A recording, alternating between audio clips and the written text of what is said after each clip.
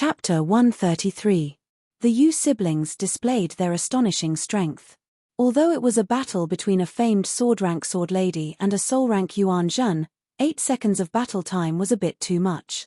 Normally, a famed sword-rank sword lady would need around a minute to deal with a soul-rank Yuan Zhen.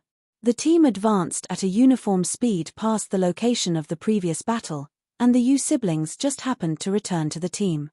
"Captain, we've discovered Yuan Ku ahead. There are 6 targets, 4 Viking Berserker warriors and 2 Indian Grand Shaman sorcerers. All of them are soul-rank Yuan Ku." Not long after, Hong Yu sent another warning. This time, the number of Yuan Ku had reached 6, and they were a team with both melee and ranged fighters. "Steel Centipede, Hong Yu, you have 20 seconds to get rid of them." This time, Clever Pen assigned Steel Centipede and Hong Yu to each team. Haha, Steel Centipede has been eagerly waiting to make his move. Steel Centipede excitedly howled and threw Arendate towards the positions of the 6 Yuan Ku. Arendate completed his Sword Maiden transformation in midair, transforming into a warrior shrouded in smoke and wearing pitch-black armor. Arendate's armor could be said to be seamless. Apart from the 2 holes on his helmet, not even a trace of light could shine through. Arendate's entire face was covered by the helmet, making it impossible to see what he looked like. At the same time, the group of Yuan Ku also discovered Arendate. 4 Viking Berserker warriors took the lead, brandishing their giant axes as they charged towards Arendate. These Viking Berserker warriors were the most valiant warriors among the Vikings. They were the elite warriors selected from various tribes, and their muscles and willpower were strengthened using secret techniques. Normally, one of these Berserker warriors could fight against several hundred people. Once they went berserk, their skin would become as hard as steel, and every muscle fiber would become as tough as titanium alloy. With their full strength, they could lift up a truck and use it as a mace. Against such powerful opponents, those below the famed Sword Maiden level, including the majority of famed Sword Maidens, wouldn't dare to face a Viking Berserker warrior head-on. In terms of game data, a direct hit from a Viking Berserker warrior would result in a loss of over 1,000 points of shield energy. How much shield energy could a famed Sword Maiden have? A famed Sword Maiden who was a new famed Sword Maiden would only have over 10,000 points of shield energy. A single strike from a soul-level Yuan Ku, who was 1 level lower than her, would reduce her shield energy by 1/10. That was a truly miserable outcome. Therefore, most famed Sword Maidens wouldn't choose to face a Viking Berserker warrior head-on. In any case, these Berserker warriors didn't have high intelligence, nor did they have sufficient agility. Surrounding them and engaging in guerrilla warfare to slowly whittle down their health was the most correct and safest choice. This was the most effective method to deal with Viking Berserker warriors. However, Arendate didn't care about this so-called method at all. Against the 4 Viking Berserker warriors, the 4 giant axes added up to over 4,000 points of damage. Arendate neither dodged nor evaded, allowing the 4 giant axes to chop down on his armor. Clang! 4 loud sounds of impact could be heard as the axe struck Arendate's armor, causing sparks to fly. However, Arendate's armor didn't even have a dent in it. The armor's defensive power was astonishing. After the Viking Berserker warrior's attacks, it was Arendate's turn to counterattack. With a sweep of her giant sword, a Viking Berserker warrior's head rolled to the ground. At the same time, a dimensional vortex began to form, and the powerful Viking Berserker warrior died in 1 strike from Arendate. What a powerful attack! Seeing this scene, Guhan's heart trembled. Although the Viking Berserker warriors sacrificed their defense and HP in exchange for their terrifying attack power, he was still a soul-level Yuan Ku with around 3,000 points of HP. This Arendate had dealt a fatal blow with 1 strike, beheading the Viking Berserker warrior. From this, it could be seen that her attack power was also extremely extraordinary. In addition to the frightening defense she had displayed just now, Arendate was indeed worthy of being called the best MT in the famed sword grade. Arendate had single-handedly blocked the 4 Viking Berserker warriors. The great Indian shaman behind him naturally wouldn't let go of such a good opportunity to cast spells. Their totem staffs began to flicker with a black light. This was the great Indian shaman's signature skill, Death Assault. Once hit by Death Assault, The target would receive a fixed damage of 1,500 points and all attributes would decrease by 50% for 5 seconds. This was an extremely powerful skill. It could be said to be the great Indian shaman's ultimate skill. Once hit, Arundate would suffer greatly while blocking the 4 Viking berserker warriors. Just as the great shaman's spell was about to take form, a bell-like laughter suddenly came from beside them. Hongyu's crimson voice abruptly appeared beside the 2 shamans. This wasn't Hongyu the sword maiden, but Hongyu the sword wielder. Hongyu was also a sword master. The 2 shamans turned pale with fright. At this moment, they were unable to use any defensive shaman spells while releasing Death Assault. They gritted their teeth and decided to ignore Hongyu. They would first release Death Assault and help the Viking berserker warriors finish off Arundate. But how could Hongyu let them succeed?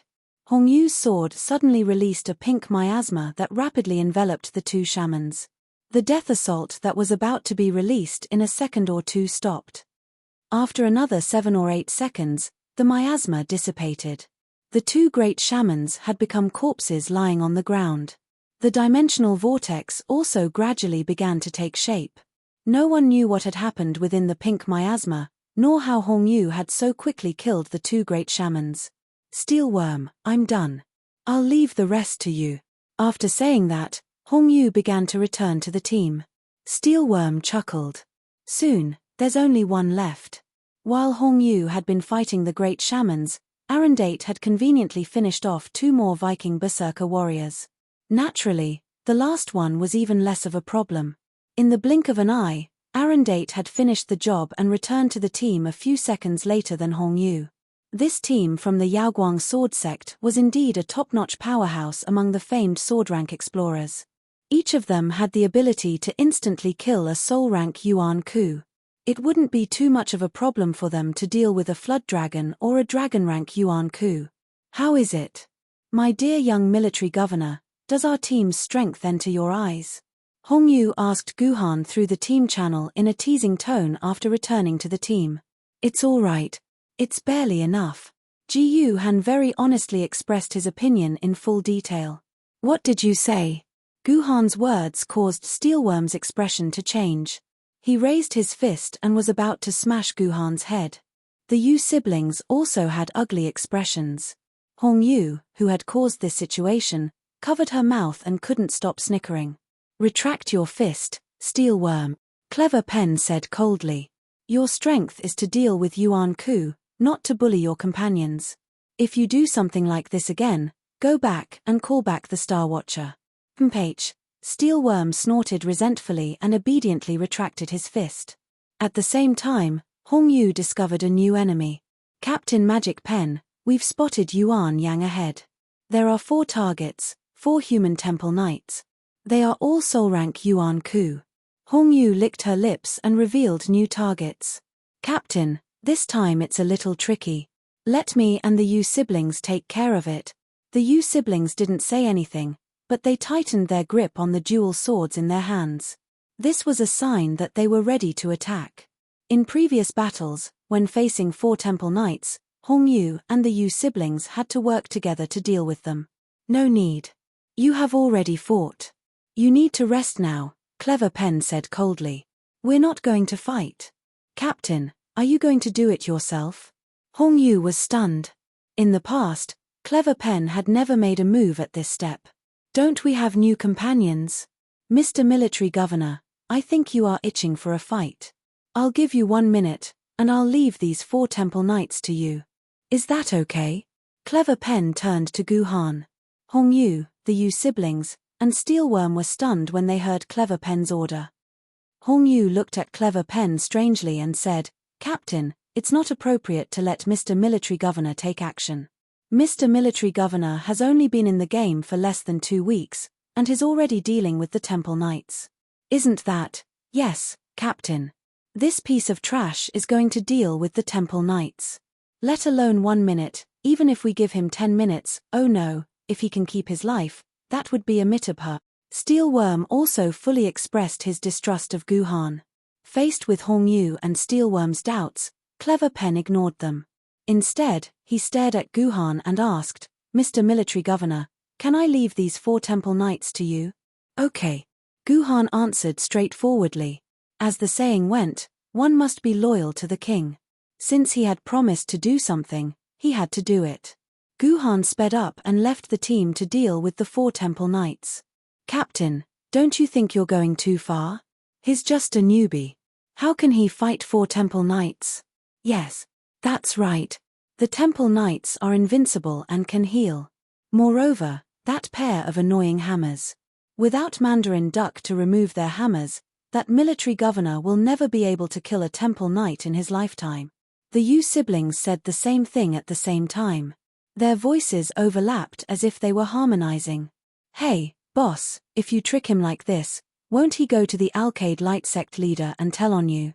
Steel Centipede said from Wondrous Brush's point of view. Faced with his subordinate's doubts, Clever Pen did not say a word. There was a strange light in his eyes. Chapter 134. Yuan Ku's team was made up of 4 paladins. Even the Yu siblings, Steelman Meatball, and Hong Yu found it difficult to deal with this team. Logically speaking, this team was not strong in combat, and their attack power was pitifully weak. They did not even have any attack skills. After attacking for a long time, their shield would only lose less than 1,000 points of energy. They were almost no threat at all. However, there were gains and losses. The paladins sacrificed their attack power in exchange for strong defense and healing abilities. Among the few skills that the paladins had, one was to increase their defense, another was to heal, and the last one was an invincibility skill for 20 seconds. That's right, it was an invincibility skill.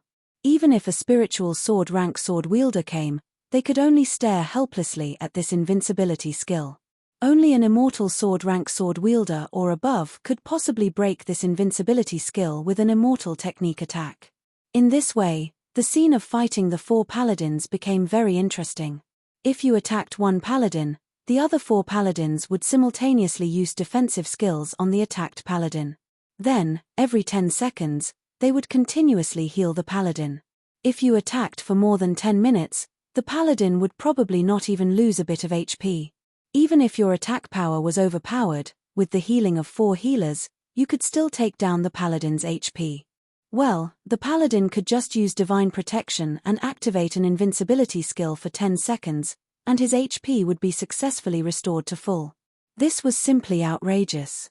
Therefore, when these 4 paladins came together, any team would have a headache. With enough time, they could slowly wear them down with enough attack power. However, there was only 1 minute, which was extremely difficult. Yao Guang's team used to rely on the dual swords to remove the paladins' hammers. Without weapons, they naturally could not use skills, and then the team would work together to kill these 4 paladins. However, it was extremely rare to find a sword maiden that had the ability to disarm weapons. Moreover, the sword maiden needed to disarm the weapons of 4 Templar knights at the same time.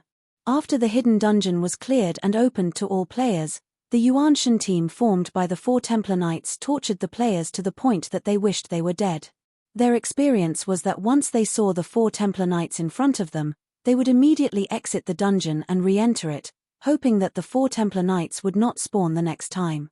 Yao Guang's team and the others did not believe that this military governor could coincidentally have a sword maiden that could remove the weapons of 4 people at the same time. In their opinion, this time, the military governor was just trying to look impressive. After a while, he would return and beg the team for help. Unfortunately, these people completely miscalculated. The magic pen gave Guhan a minute, but in less than 30 seconds, Guhan leisurely returned to the team with the Yu King's sword. As the 4 paladins were in a corner, the rest of the team did not clearly see how Guhan killed the 4 paladins. However, there was no doubt that this military governor's strength was at the top of the famed swordsman. He was not weaker than the rest of the team. This guy really has some tricks up his sleeve. Hong Yu laughed softly and muttered to herself. On the other hand, the steel melon flesh bullet was a lot more well-behaved, probably because he had seen Ji Yu Han's strength. Humans were like this. They would only fear people who were stronger than them. Everything else was empty. Military governor, your sword maiden is the Yu King's Go-Gen sword? The Yu siblings were not curious about Guhan's strength. As the second place on the famed swords leaderboard, they did not care about anyone other than the first place. They were curious about the sword Maiden in Guhan's hand. It was actually the Yu King's Go Gen sword that had not appeared in the world for 40 years. Yes. Guhan nodded. Didn't the system say that the drop rate of the Yu King's Go Gen sword's keepsake was set to 0? How did you get it? The Yu siblings were even more curious. It's a secret. Guhan's reply was very straightforward. The Yu siblings wanted to ask more, but the leader, Magic Pen, suddenly said, "We have arrived at the P4 parking lot. Everyone, stay alert. Head to the northwest corner and rescue the Aardwolves." Guhan raised his head. He could vaguely see 2 Yuan Kus fighting each other in the relatively empty northwest corner of the parking lot. System prompt, Quest 1, Battlefield search completed. You have found the location of the battle. Quest updated. System prompt, Quest 2, the side that you want to help has been refreshed. Please decide within 1 minute which Yuan Ku's side you want to help and help the chosen one kill the opponent. System prompt, special reminder, the person you choose to help will determine the direction of the dungeon. Please choose carefully. There is nothing much to choose. Just help the Aardwolves. Magic Pen pondered for a moment before adding, the one in blue and white clothes is the Aardwolves. Those words were probably added for Guhan's ears. He was afraid that Guhan would not recognize the Aardwolves. Aardwolves, in history, there were only a few words about the male Yuan Ku. He was a rare Yuan Ku who did not make an enemy of humans and retained his sense of self. It was said that he was once King Arthur's lover in another world. He was active between Yuan Ku and humans and became one of the few friends humans had in Yuan Ku. Later on, for some unknown reason, the Aardwolves disappeared. According to the current storyline, the disappearance of the Aardwolves was likely related to King Arthur's betrayal. The Aardwolf's current situation was very bad. His forehead, arms, legs, chest, and other parts of his body had suffered a lot of injuries. Blood flowed down like a stream. If the bleeding rate continued, the Aardwolves would not live for more than 5 minutes. The Aardwolves' opponent was in a near-perfect state. He was wearing a light blue warrior suit and had a majestic and fierce temperament. He held a gold-engraved spear in his hand and looked like a general or knight from ancient times. When Guhan and the others arrived, the Aardwolves had been forced into a corner by the man in blue. He did not even have a decent weapon in his hand. Oh, to be precise, the weapon in his hand had been cut in half by the man in blue in the battle just now. "I won't give up." Aardwolf let out a roar, as if he was cheering for himself in a desperate situation. Then, he rushed to the side of a car ruin, pulled down a front balance bar, held it in his hand, and used it as his weapon. "You can't beat my gold-engraved spear with this kind of thing," the man in blue said with a frown. "Hehe, how would you know if you don't try?" On the surface of the front balance bar in the Aardwolf's hand, a few rays of light with complex and difficult-to-understand runes suddenly flashed. This was the Aardwolf's skill, enhancement magic. By mastering the materials and composition of the object being enhanced, he could inject his own magic to temporarily enhance it. Simply put, it was to strengthen an ordinary iron rod to the strength of a titanium alloy. The more proficient one was in this skill, the higher the enhancement effect. For example, a magician like the Aardwolves, who specialized in enhancement magic, could strengthen an ordinary iron rod to the same hardness as an ancient swordmistress. This was a very impressive ability. I said, "It's useless." Unfortunately, the opponent Aardwolves was facing was the dragon-level Yuan Ku. The man in blue leaped high, and the tip of the spear produced a dozen or so flowers. The Aardwolves raised the strengthened front balance bar and tried to block, but the strengthened iron rod was still an iron rod. Under the attack of the gold-engraved spear, the front balance bar finally couldn't hold up after blocking a few times and turned into dust. The Aardwolves was also pushed a few meters away by the huge force of the gold-engraved spear and crashed into the ruins of a car behind him. The entire frame of the car had been fitted with a human shape, which showed how powerful the man in blue was. "I'll send you back now, see." The man in blue was halfway through his sentence when he suddenly turned around and quickly retreated. A red figure flashed past the position where the man in blue was just now. The sharp blade flashed with a cold light. If it weren't for the man in blue's quick reaction, this blade would probably have pierced into his body. Who are you? Don't interfere with the internal affairs of the martyr's palace. After the man in blue regained his footing, a few drops of cold sweat appeared on his forehead. It was so dangerous just now. If he hadn't reacted in time, he would have lost half his life. Ayaya. How many times has it been, Duke Wei? Why are you still saying the same line? Can't you change it to something new? The red figure blocked in front of the Aardwolves. This person was none other than Hong Yu. Her sword mistress was a murderous sword mistress, so her movement speed was the fastest in the team. She took the lead and saved the Aardwolves from danger. You are human sword bearers. Yuan Ku, whom Hong Yu called Duke Wei, shook his gold-engraved spear. Human, it's not too late for you to run now. Duke Wei, although Hong Yu has asked more than 10 times, Hong Yu still wants to ask you one thing. Are you not a human? The number 1 hero of the Great Ming Dynasty, Duke Wei Shu Da, Great General Shu. We descendants may be unfilial, but do you ancestors have to treat us like this? That's right, this Yuan Ku in blue was none other than the number 1 hero of the Great Ming Dynasty. He led the army on the northern expedition and overthrew the Yuan dynasty. He was hailed as the number 1 hero of the Han Revival, Duke Wei Shu Da. However, he was no longer the hero revered by humans, Duke Wei Shu Da. Instead, he was the dragon-ranked Great General Yuan Ku Shu Da under the Martyr's Palace. Now, he was humanity's enemy. Chapter 135. We don't deserve to be called humans anymore. Forget it, there's no need to say more. We have no choice. Shu Da's words were full of vicissitudes. Since you're here today, then speak under my spear. After saying that, Shu Da raised his gun and continued fighting. Hong Yu, I'll leave it to you. I don't want to fight anymore. The sword wielder, Hong Yu, pushed her red jade sword forward, and the sword lady, Hong Yu, transformed into a sword lady and fought with Shu Da. The sword wielder, Hong Yu, took a dozen steps back, and left the battlefield to her sword lady. Shu Da was a general on the battlefield. Every move he made was focused on being open and wide, and every strike contained boundless power. Sword Mother Hong Yu, on the other hand, was a dancer. Her swordsmanship was beautiful, gentle, and unpredictable. Coupled with her identity as an assassin, her swordsmanship added a bit of sharpness. Between the two, one yin and one yang, one righteous and one evil, they fought back and forth. It was hard to tell who won or lost. Hong Yu, are you going to fight Shu Da alone again? Yu Sikong said helplessly through the team communication. Give me the chance to fight occasionally. I haven't fought with Shu Da before. No problem. When we enter Terminal T1, I'll leave the Yuan Ku to you and your sister, okay? After Hong Yu said that, Yu Sikong immediately changed her attitude. Don't, big sister Hong Yu. If you don't fight, I'll kill them all by myself. See you, Sikong, go treat Aardwolf. Steel Centipede, military governor, clean up the scattered Yuan Ku. Don't let them join the battlefield.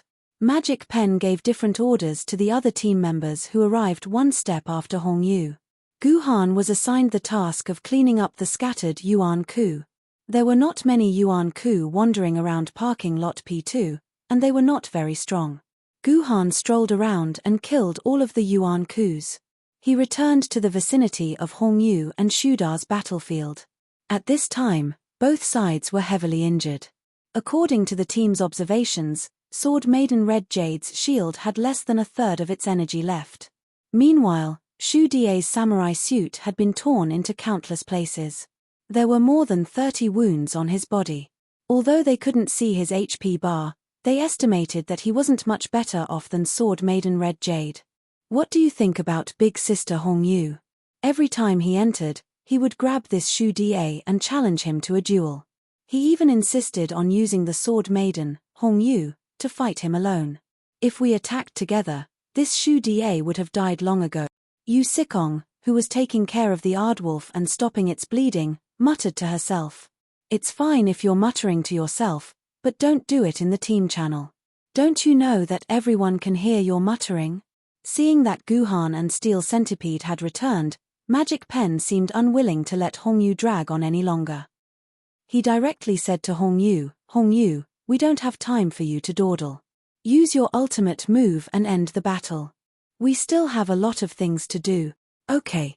Although Hongyu agreed, her expression showed that she was unwilling to end the battle like this. However, this was Magic Pen's order. She couldn't delay the entire team's operation for her own sake. Once upon a time, there was a beautiful woman from the Gongsun family. Her sword dance shocked the world. The spectators were like the mountains in sorrow, and the heavens and earth hung low for a long time. At some point in time, a faintly discernible ballad was suddenly sung in the surroundings of the battlefield using the ancient rhyme of Chu Ci. Accompanying this ballad, Sword Lady Hongyu, who was originally in the middle of battle, suddenly floated into the air. Like the flying goddesses in the Dunhuang murals, she began to dance romantically. This is Du Fu's watching first Madame Gongsuan's disciple dance sword dance. Hearing this song, Guhan's heart skipped a beat. He knew that Hongyu was using her ultimate move. Sword Lady's ultimate move could only be used when the sword mark had reached grade 1, Gongsun sword dance. Before coming here, Guhan had already obtained information on Hongyu. He also knew about Sword Lady Hongyu's attributes. Guhan thought that he already had a deep understanding of Sword Lady Hongyu. Unexpectedly, he was still one step behind. This Sword Lady's ultimate move actually had its own sound effect. This was something that Guhan had never expected. Hey, are there people from the state of Chu here? King Yu's voice suddenly rang out in Guhan's head. This was the first time King Yu had spoken since Guhan brought him into the dungeon. How do you know there are people from the state of Chu here? Guhan asked in confusion through the sword mark. It's very simple. Only those people from the state of Chu who have nothing better to do would add the word 11 in every sentence. King Yu said disdainfully. King Yu was the sword of King Go Jian during the Warring States period. As one of the most powerful vassal states in the south of China, the state of Yu fought with the state of Chu and the state of Wu for many years in order to become the hegemon of the south. After the state of Yu perished, King Go Jian's sword was captured by the state of Chu and was buried in the graveyard of the state of Chu. It hadn't seen the light of day for thousands of years, so it naturally didn't have a good impression of the state of Chu. Mocking the people from the state of Chu was reasonable. However, Hongyu's sword was clearly a famous sword that appeared in the Tang dynasty. How could it be related to the state of Chu from 1,000 years ago? Interesting. Guhan thought silently and asked King Yu, do you want to come out? No. I won't come out even if I die. Unexpectedly, King Yu, who always hated being bound, actually rejected Guhan's suggestion to turn her into a sword maiden. Back to the main topic, they returned to the battlefield. Xu Die saw Hongyu fly into the air and dance, and there were even sound effects around him. He felt that the situation wasn't good, so he didn't hide anymore. He decided to use his most powerful method to end this battle. Xu Die's golden carving spear stabbed into the ground, sinking more than a meter into the ground, leaving only half of the spear outside. Then, the golden carving spear started to spin crazily, and the entire ground started to shake as if there was an earthquake. This Xu Die is going all out. Guhan smiled. Guhan, who had studied Xu Die's information many times, naturally knew what Xu Die was going to use next. The ground, which had been shaking all this time, suddenly began to churn like waves. A jade-like black horse, with a golden spear hanging on its head, leaped up from the ground and scurried to Xu Die's side. Xu Die elegantly flipped over and sat on this jade crow stallion. This was Xu Die's ultimate move, Dark Stallion Steps on Snow. Xu Die summoned the jade dark stallion that had galloped with him on the battlefield in the past. As a general that had fought on the battlefield, his combat ability on foot was only a portion of his true strength. Only when he rode on a horse could he display the strength of a general. Xu Die's strength more than doubled when he rode on the jade dark stallion. What was even more terrifying was that with the jade dark stallion, Xu Die's battle strength was no longer limited to the ground. The jade dark stallion gave a long whinny. Its two hooves jumped off the ground, and the horse actually took Xu Die into the air. Xu Die became one with the horse, his body leaning against the horse's back.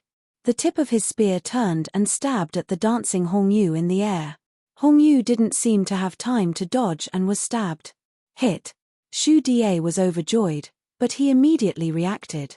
This was a 100% pure reaction. Xu Da was really riding on a horse, so he reacted immediately. The red jade that he had stabbed burst like a bubble. Not good, this is an illusion. The jade dark stallion wasn't a Pegasus that could soar in the air at will. It only had astounding leaping power and could jump into the air for a long time. After stabbing Hongyu to no avail, the jade dark stallion could only fall back to the ground. At the same time, a dozen identical Hongyu suddenly appeared in the air. Their dance continued, and as the dance continued, more and more Hongyu appeared in the air.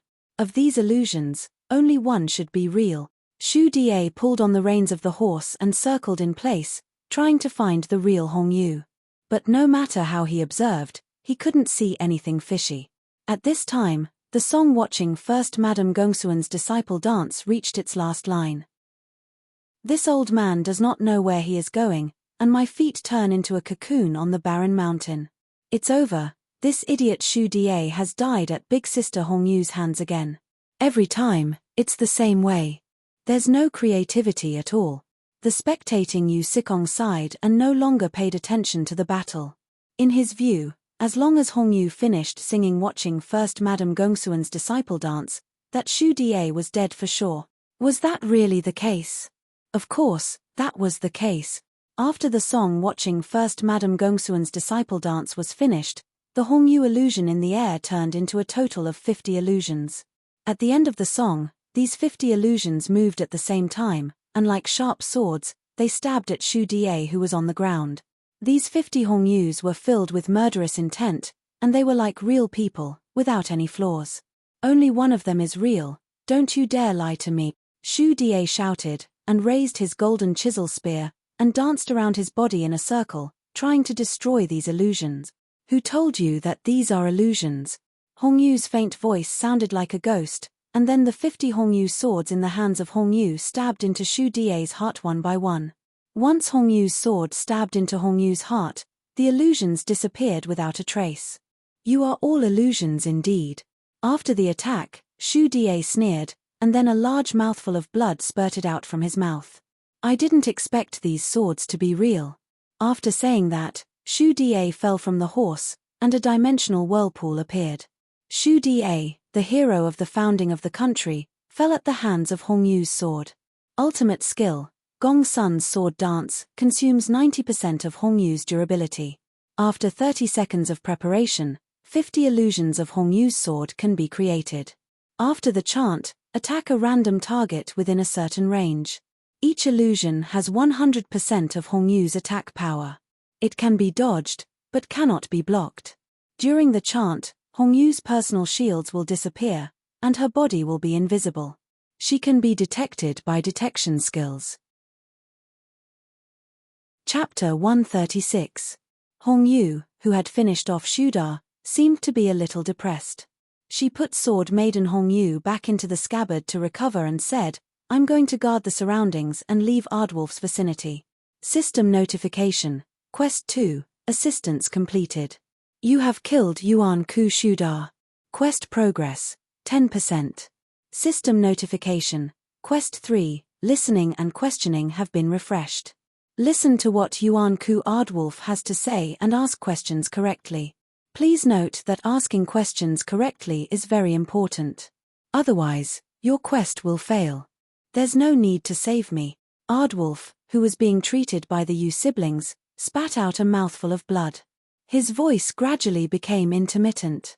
Before I escaped, filth had already seeped into my heart. I'm about to become the kind of person I hate. Ardwolf's eyes were filled with sadness and despair. It's a pity that I can no longer be a partner of justice. Father, I'm going to find you.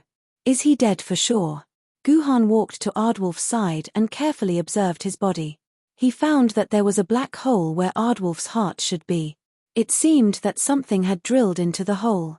We can't save him. Magic Pen glanced at Guhan. We've tried countless methods before. We've even spent a lot of effort to bring medical pods and nano-medical capsules into this quest. In the end, we still can't save him. His heart has been directly hit by filth. There's no way to save him. Filth was a new term that King Arthur brought to the humans after he defected. It was said that most of the Yuan Chen that were born among the humans had their souls contaminated by filth. That was why they attacked humans so crazily and completely gave up on the idea of peaceful coexistence with humans. However, after King Arthur, although humans desperately tried to figure out what filth was, they still could not figure it out. Even a large portion of King Arthur's interview notes were blocked by the Sword Committee and the Council. According to their explanation, this part of the content was not suitable for everyone to see. Unexpectedly, the name of filth was heard again in this new hidden dungeon. Could it be that Sword Maiden Online was planning to expose the truth of filth to mankind? Ardwulf continued, "You must save her now. Her soul has been cleansed. She is my last hope, and your last hope. You must find a way to save her, so that your world will still have hope. Your world will still have the last hope." Ardwulf uttered a few hopes in a row, as if saving her would allow humans to regain control of the earth. When they first entered the Instance dungeon, the members of Yaoguang's sword faction felt their blood racing. Even though they knew that this was just a game, a dusty piece of history from hundreds of years ago, when they heard this hope, they immediately wanted to rush in and rescue her. However, now that they had entered this dungeon more than a dozen times, these people would probably be able to memorize Ardwulf's next lines, and they would not be excited at all. Who is she? Where is she being held? How can we save her? The Yu siblings weakly asked these 3 questions. These were the 3 questions that had to be asked, and they were also the most important questions mentioned in the mission prompt. If they didn't ask these 3 questions, the Ardwulf would only be babbling until the filth flared up, and wouldn't reveal any useful information. Of course, in addition to these 3 questions, you could also ask other questions.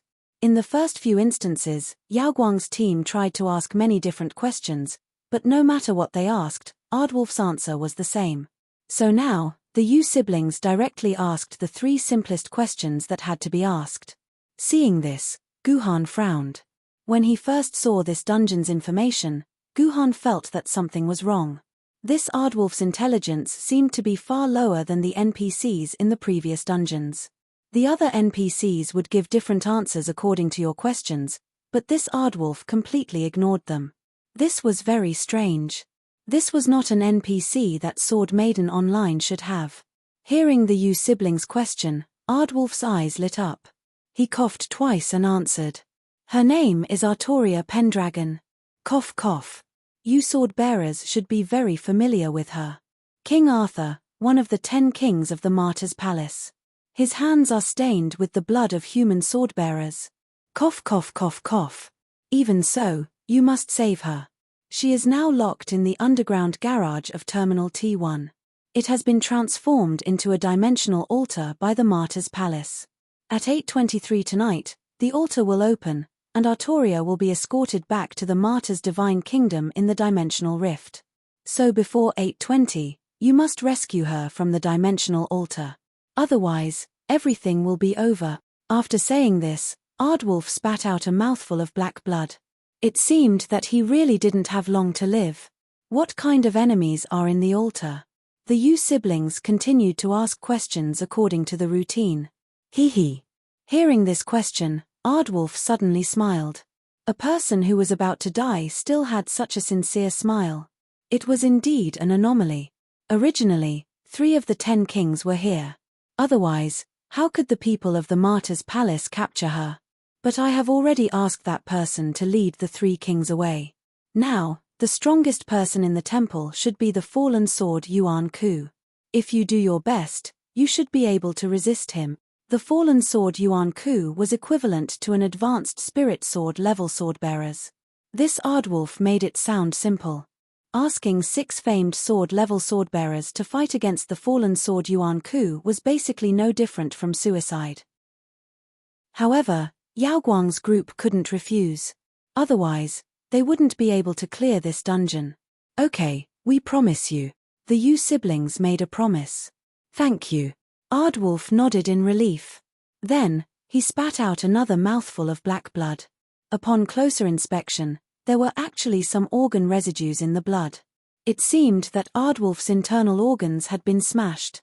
"You can kill me now," Aardwolf suddenly said. "I can no longer suppress the filth's control over my soul.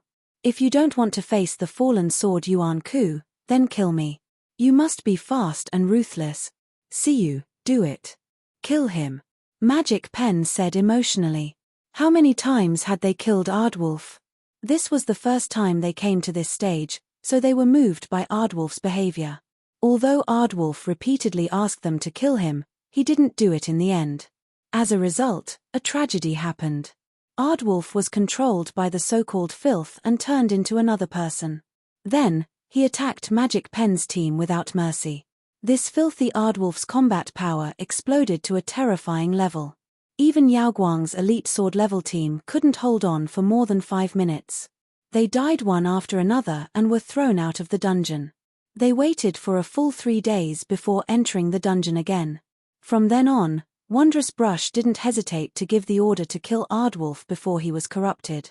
"Wait, I still have a question to ask him." Just as Yu Sikong was about to make a move, Guhan suddenly spoke, indicating that he still had questions to ask. "It's useless.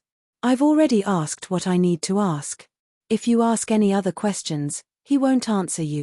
Yu Sikong thought that Guhan didn't understand the situation, so he explained. He was telling the truth.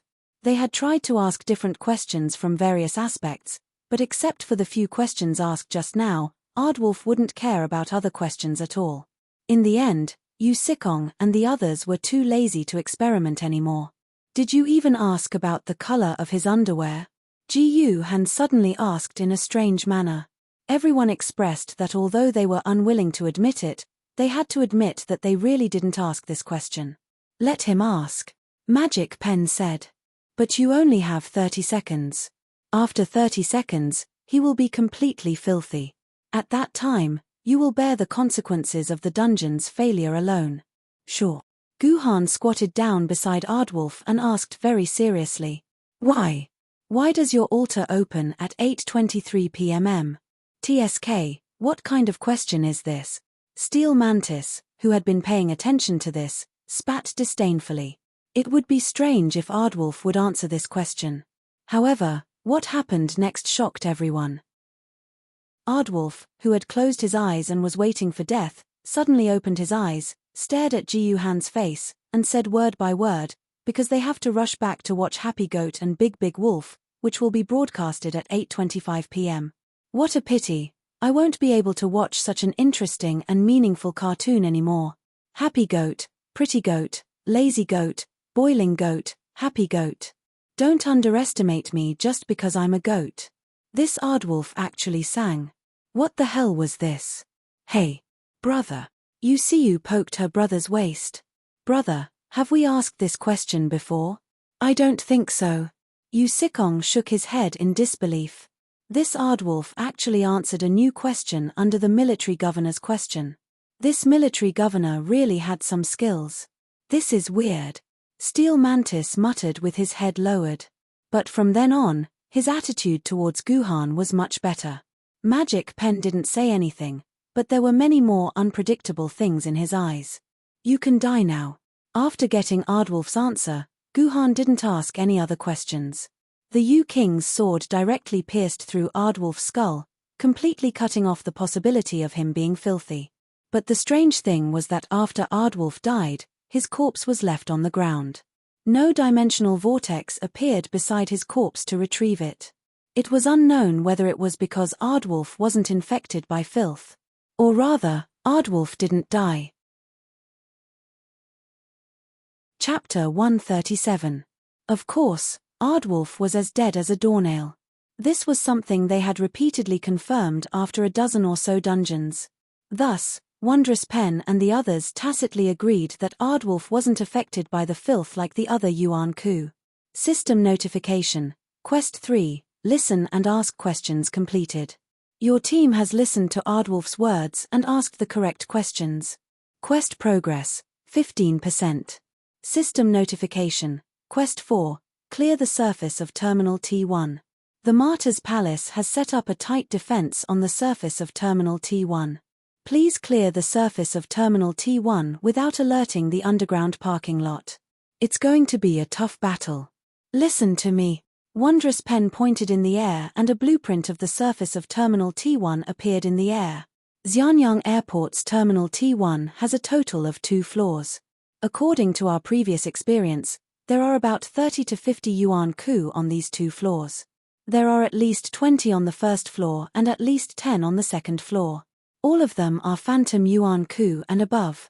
As usual, the Yu siblings will be in charge of clearing the second floor of yuan ku.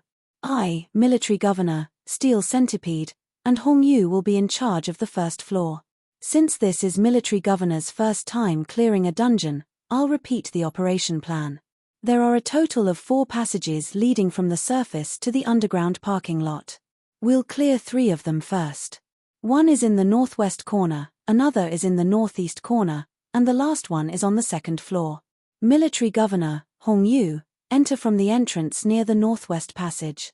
Clear out the yuan ku near the passage immediately. Don't let a single yuan ku escape into the basement. Steel Centipede and I will go in from the northeast corner. Brother and sister of the Yu family, follow the old rules. Go straight to the second floor from the airport runway and guard the elevator. Don't let the quasi-yuan gui enter the basement through the elevator, understand? Wondrous Pen gave out all the operation instructions in a clear, simple, and easy-to-understand manner. Next, the team was divided into 3 teams. According to Magic Pen's arrangement, they gradually approached the 3 intersections of Terminal T1. Once all 3 teams were in place, they would rush into Terminal T1. However, there was a small interlude in the middle. As the northwest corner was the closest, Guhan and Hong Yu were the first to arrive at their hiding spots. The rest of the team members were still moving towards their positions. In the end, Guhan said to Hong Yu, "Wait here, I'll look around." Then, he left his hiding spot. Hong Yu was stunned. Then, Hong Yu was a little angry. What did this military governor think the team was? Playing house wine? Why didn't he listen to the command and wandered around casually? He even said that he was observing the environment. Almost every place in this airport had been explored by the team. What else was there to investigate? At that time, Hong Yu wanted to report this news to Wondrous Pen. She knew that Wondrous Pen would never be lenient to those who did not listen to its command. She was very curious. If Wondrous Pen knew that the military governor dared to disobey its orders, what would it do? Would it fight? However, due to some considerations, Hong Yu eventually gave up the idea of reporting to Wondrous Pen. Guhan returned very quickly. When he reappeared beside Hong Yu, Wondrous Pen, and Steel Centipede, who were responsible for heading to the northeast corner, had not yet arrived at their positions. "Did you get anything?" Hong Yu looked at Guhan and asked with a faint smile. "Yes." Guhan nodded very seriously. Then, he said to Hong Yu, who wanted to continue asking, "But I can't tell you." Oh my God. This almost made Hong Yu angry. This military governor was too annoying. He deserved to have no friends in his life. "Do it." Wondrous Pen's decisive voice came from the team channel. The 3 teams broke into Terminal T1 from 3 entrances at the same time. "There's no yuan ku?" Guhan and Hong Yu's team rushed directly to the entrance of the basement, but they did not see a single yuan ku. Guhan asked himself. No, there has never been a lack of yuan ku guarding this place. Hong Yu's beautiful eyes looked around. "Military governor, go and guard the entrance. I'm afraid there are some people here who can't see the light. Yuan ku with the ability to go invisible." Guhan seemed to have understood something. There were a total of 2 passageways that led to the basement. One was the stairway and the other was the elevator. He glanced at the door of the elevator. The elevator was also stopped on the second floor. It seemed that the invisible yuan ku would not be able to go down through the elevator. Guhan decisively stood guard at the entrance of the stairway. As expected, when Guhan appeared in this position, he happened to block the path of a certain yuan ku. Suddenly, a sharp dagger stabbed out from the void, aiming directly at Guhan's temple. Unfortunately, even an ordinary famed sword wielder could react and deal with this kind of attack, let alone the swordmaster, Guhan. Guhan leaned back and dodged this fatal attack. At the same time, he swung the Yu King sword in his hand. A figure was directly cut out from the void and fell heavily to the ground. It's the Mountain Elder's assassin. His only at the ghost level. When Guhan saw the assassin who had been cut out, he wore a headscarf and a black veil over his face. He was dressed in traditional Arabian clothes and was proficient in assassination techniques, so he knew that the assassin came from an assassination organization, the Mountain Elder. The assassination organization, the Mountain Elder's first leader, was called Huashan. He sounded like a Chinese, but in reality, he was an Arabian. His real name was Hassan bin Sabah, and he was a real character in history. The Chinese people's understanding of the Mountain Elder was extremely limited, and 90% of it came from the famous novel, The Heaven Sword and Dragon Saber, written by the wuxia master Mr. Jin Yong 1000 years ago. The Persian Ming cult's keepsake, the Holy Flame Medallion, which was no longer passed down, was created by the Mountain Elder. The Mountain Elder was known by everyone in the Arabian world. People did not even dare to say his name, afraid that it would cause trouble. If the Mountain Elder's assassins found out, their entire families would be killed. The leader of the Mountain Elder, Huashan, was a well-known scholar and politician. Later, when his kingdom was destroyed, Huashan set up an assassination organization in an attempt to achieve his political ambitions through assassination. Because Huashan built a strong fortress on Mount Alamet, he and his assassin organization called themselves the Elders of the Mountain. The Mountain Elder's method of training assassins was very special. He first built a large garden in the valley with flowers and trees, which was incomparably beautiful. The palace was splendid and decorated with countless gold and silver treasures. There were pipes everywhere that flowed wine, honey, and milk. The garden was filled with beautiful girls of all races who could sing and dance. A group of young children was raised on the mountain, and they were taught from a young age that if they died for their leader, they could go to heaven. When they reached the age of 20, they would be put in their drinks. While they were unconscious, they would be carried into the garden in groups of 4, 6, or 10. They were allowed to do whatever they wanted in the garden, and all the beautiful girls would serve them gently. These young people enjoyed themselves to the fullest and were extremely comfortable. They believed that they had indeed arrived at the paradise mentioned in the Holy Quran. After a while, they would be drugged and carried out of the garden. When they woke up, they were very disappointed. The Mountain Elder summoned them to see him. These young people had been educated since they were young, and they were convinced that the Mountain Elder was the great prophet mentioned in the Holy Quran. They absolutely worshipped him. The Mountain Elder asked them where they came from, and they all answered that it was paradise. So the Mountain Elder sent them to assassinate, saying that if they did their best for the religion, they could go to heaven after death. In order to return to paradise and enjoy themselves, these young people risked their lives to assassinate. They only wished for an early death, so they were often successful. The Mountain Elder organization continued to exist in the Arab world for more than 200 years. It was not until the Mongols' Western expedition that the entire organization was destroyed. However, the Elders of the Mountain didn't die completely. Some of their members who managed to escape joined forces with some radical sects in the Arab world and developed for another few hundred years. From assassinations, it gradually evolved into terrorist attacks. It was said that a certain Maiden and the organization that spawned after his death, IS, were all members of the Elders of the Mountain and gradually developed. The old man in the Mountain Assassin, who was knocked out by Jiyu Han, was best at hiding in the dark and suddenly attacking. The power was quite shocking, and it could at least destroy a third of the energy of Jiyu Han's personal shield. But correspondingly, their defense was very weak. They had only taken one attack from King Yu, and half of their waist had been slashed. As long as Guhan followed up with another sword strike, he would be able to kill this arrogant ghost-level Yuan Ku. Military governor, be careful. Get down. Not far away, Hong Yu was also ambushed by an assassin and was fighting with him. However, when Hong Yu was fighting, she anxiously reminded Guhan to be careful and get down. Get down. Guhan was stunned. The assassin who had fallen to the ground suddenly revealed a strange smile. Then, he pulled open his robe, revealing a circle of explosives tied inside. Holy sh asterisk t. Only then did Guhan understand why Hongyu told him to lie down, but it was already too late. The explosives exploded in an instant, and Guhan was helpless. With a tremble of his sword chi, a move that required 10,000 sword chi to be used gushed out, forming a shield that blocked the damage from the self-destruction.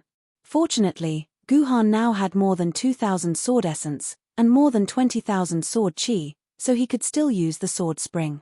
Otherwise, Guhan's personal shield would have been destroyed. Here, wipe your face. Look at your face, it's all black. Hongyu walked to Guhan's side and placed a handkerchief in Guhan's hands. Guhan did not stand on ceremony and directly used it to wipe his face. He did not know what material this handkerchief was made of, but when it was wiped on his face, it was extremely smooth and soft, and it smelled like a peony. Damn, it's C for explosives. Why would these 14th century assassins have explosives from the 20th century? After Guhan finished wiping his face, he realized that Hongyu had no intention of taking back the handkerchief, so he put it in his pocket. He looked at the traces of the explosion, and the surrounding walls were all distorted by the explosion. This kind of power was definitely not the power of the black gunpowder of the old man in the mountains era. This should be the result of modern explosives. Is it strange? There's also the old man in the mountain assassin with the RPG launcher, and the Yuan coup from the 50th century BC to the 50th century AD in the Martyr's Palace. This was not easy to complain about. Chapter 138. What's that sword energy shield skill you used just now? After the battle ended, Hongyu, who had finished off her opponent, thought back to the fan-shaped sword energy shield that Guhan had shot out from the tip of his sword when facing the assassin's self-destruct.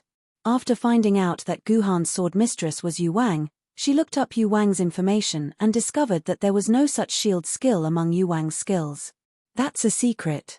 Guhan sheathed Yu Wang's sword. Hongyu couldn't help but feel a little anxious. Military Governor, Hongyu, have you cleared the entrance? Clever Pen asked in the party channel. It's been cleared. Hongyu replied dryly. Clever Pen then ordered, we'll start clearing the Yuan coup from the two sides to the middle. Finally, we'll meet up in the middle of Terminal T1. Logically speaking, the author could have written 4 or 5 chapters on the process of clearing the first floor. However, he was afraid of getting beaten up, so he simply told everyone about it. Since there were no Flood Dragon level or Dragon level Yuan silhouettes that could match up to famed Sword level Yuan silhouettes, Ji Han and Hongyu swept through the area without any danger or accidents. They successfully met up with Wondrous Pen and Steel Centipede at the agreed location. What surprised Guhan was that Clever Pen and Steel Centipede had arrived earlier than him and Hongyu. Although Guhan had purposely held back most of his strength, Steel Centipede's Arendate was a sword mistress who specialized in defense. Most of the attacking was given to Clever Pen. From this, it could be seen that Clever Pen's sword mistress attack power was above that of Hongyu and Guhan. The last to arrive at the rendezvous point were the Yu siblings. They directly jumped down from the second floor. Guhan looked at the time. It took them less than 15 minutes to clear the entire surface area. System prompt, Quest 4, clear the surface area of Terminal T1 completed. Your party has successfully cleared out all the Yuan coup and ensured that no information was transmitted to the underground parking garage. Quest progress 20%. The main quest has been updated. System prompt, Quest 5, Underground Labyrinth. The underground car park of Terminal T1 has been constructed into a labyrinth. Please enter the labyrinth to reach the dimensional altar. Please pay attention to your time. Wasting too much time in the underground labyrinth may cause negative changes. System notice, special notice, please strictly follow the rules of the underground labyrinth. Violators will be severely punished. Had they finally arrived at the underground maze? Hearing the system prompt, Guhan's lips curled up slightly. Looking through the dungeon's information, this underground labyrinth was the part that interested Guhan the most. In terms of mission design, this was a very interesting maze. Captain, which entrance do we go down from this time? When it came to Mission 5, even the usually carefree gunpiper became cautious. There were a total of 4 entrances to the underground labyrinth. They were the northwest entrance and northeast entrance where Guhan and Wondrous Pen had entered. The elevator on the second floor led directly to the entrance. Lastly, there was an emergency entrance near where Guhan was standing. The reason why the usually carefree gunpiper had become so cautious was because the 4 entrances represented 4 themes. Entering from different themes would lead to different tests and different beginnings and endings. Even though Gunpiper had come to the entrance of this labyrinth more than 10 times, he could not help but want to cry when he recalled the scene of him being tricked. From. Wondrous Pen hesitated for a moment. For him, which entrance to choose was a very difficult matter. Military Governor, if there is an examination, what subject are you best at? Wondrous Pen suddenly asked Guhan. Guhan recalled the information about the underground maze for a while, and his heart was clear. He knew why Magic Pen wanted to ask him. I'm more proficient in history and culture, Guhan replied sincerely. History, culture, history, culture, history, culture, Military Governor, do you mean the history and culture after or before the apocalypse? Wondrous Pen added. I am good at both. Guhan continued to answer sincerely. Or rather, there is nothing I am not good at. Hearing Guhan's reply, the others expressed their astonishment. There was actually someone proficient in history and culture nowadays, especially the history and culture from before the Great Calamity. The history and culture from before the Great Calamity had been thoroughly destroyed many times over. That's right, 1,000 years after the apocalypse, the history and culture before the apocalypse no longer existed. Otherwise, there wouldn't be such a ridiculous joke as Wang Anshi cutting his own flesh to feed the eagles. Logically speaking, after the apocalypse, humans did not go extinct to the extent of the Stone Age. On the contrary, human technology was completely preserved. Even now, after 1,000 years, it was still very powerful. For example, quantum transmission, gravitational wave detection, and other black technology had been developed to the stage of civilian use. Logically speaking, the reason why technology could continue smoothly was that a large portion of it was preserved by the elite class with high IQ, wisdom, and knowledge. At the same time, various scientific and technological documents were also preserved.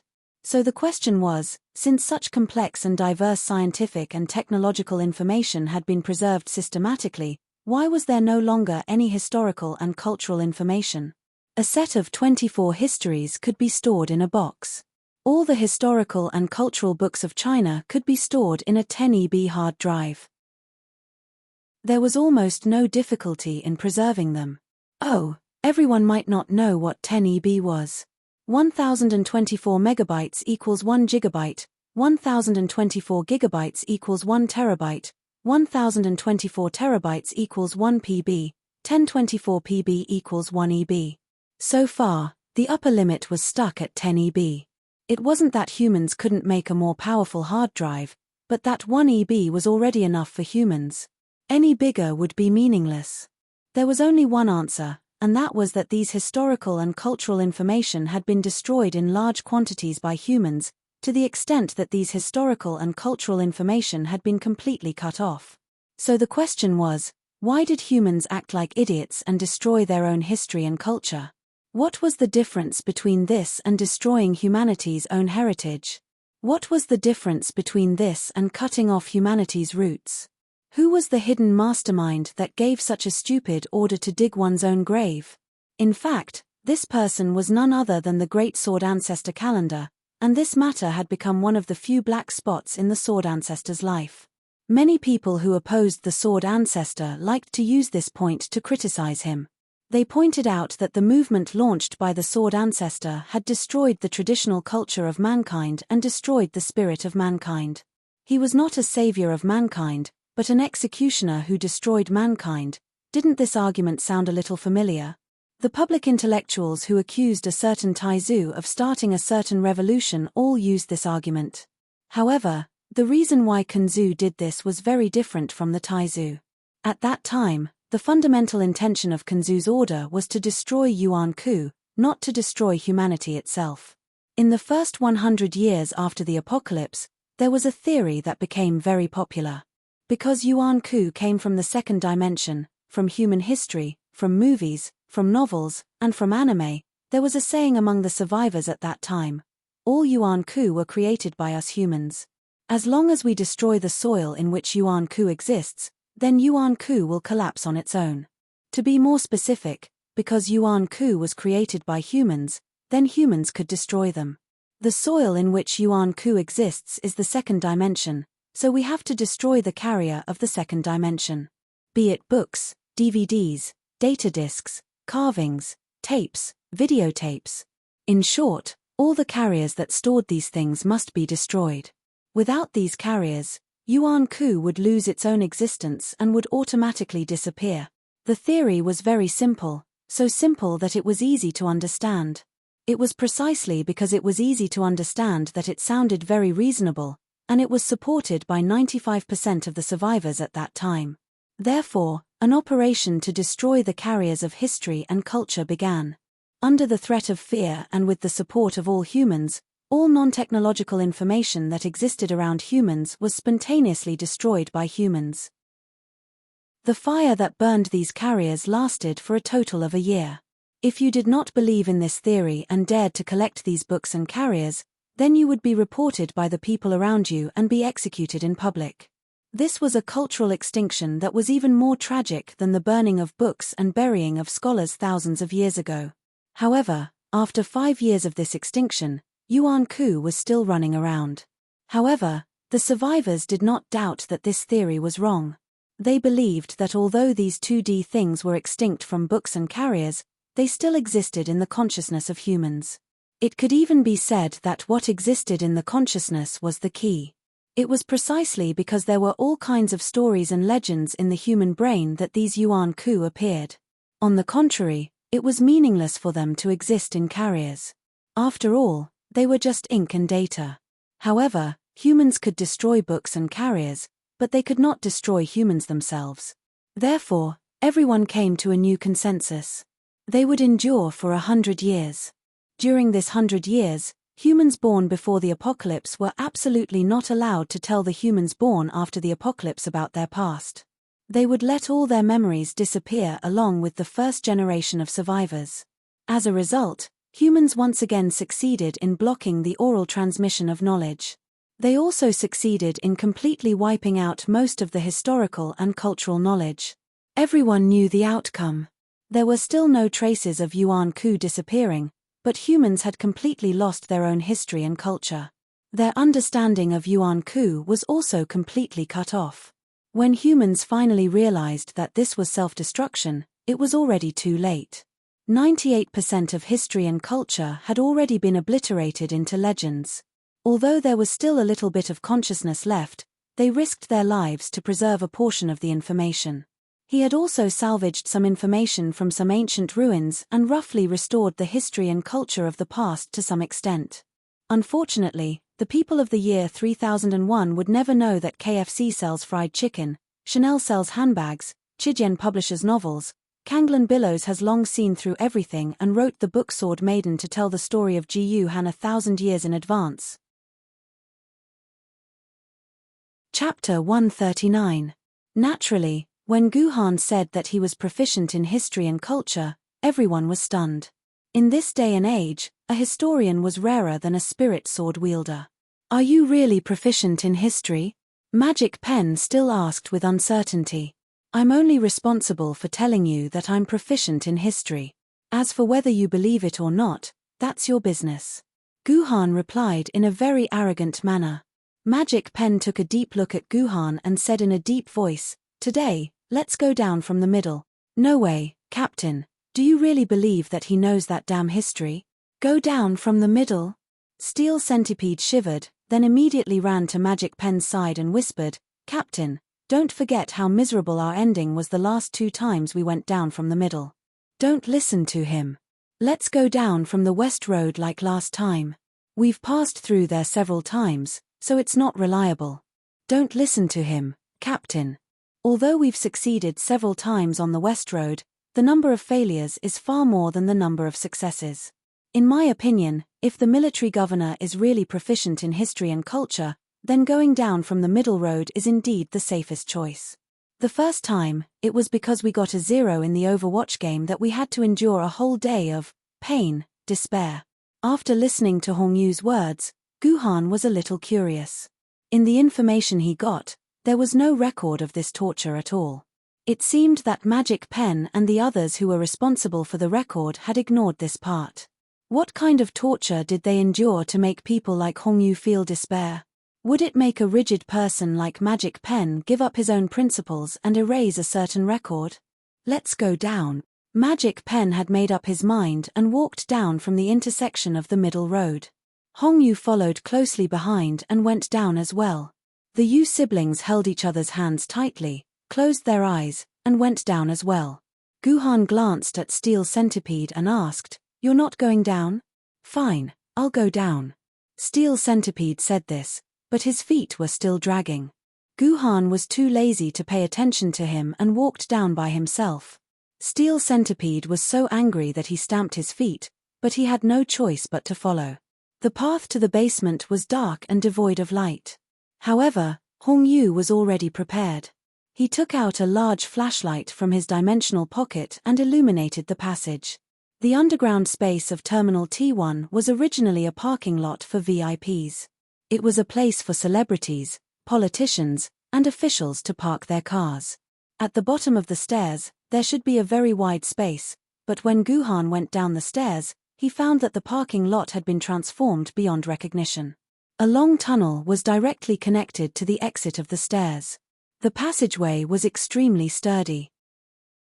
Ji Han used the Yu King's sword to slash and realized that he could only leave a shallow mark. He gave up on digging the passageway and could only follow the passageway forward. After walking for a few minutes, they finally reached the end of the seemingly endless tunnel, and an ordinary wooden door appeared in front of them. "Captain, don't open this door. It's not too late to turn back now. Let's take the West Road."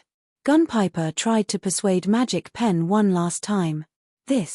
At this juncture, the originally decisive Magic Pen suddenly hesitated, as if it was really considering the problem of turning back. "Make way." Guhan couldn't take it anymore. He pushed aside Gunpiper and Magic Pen, who were blocking in front of him, pushed open the door, and walked in. You. Gunpiper said "you" 3 times in a row, but he couldn't say the words after that.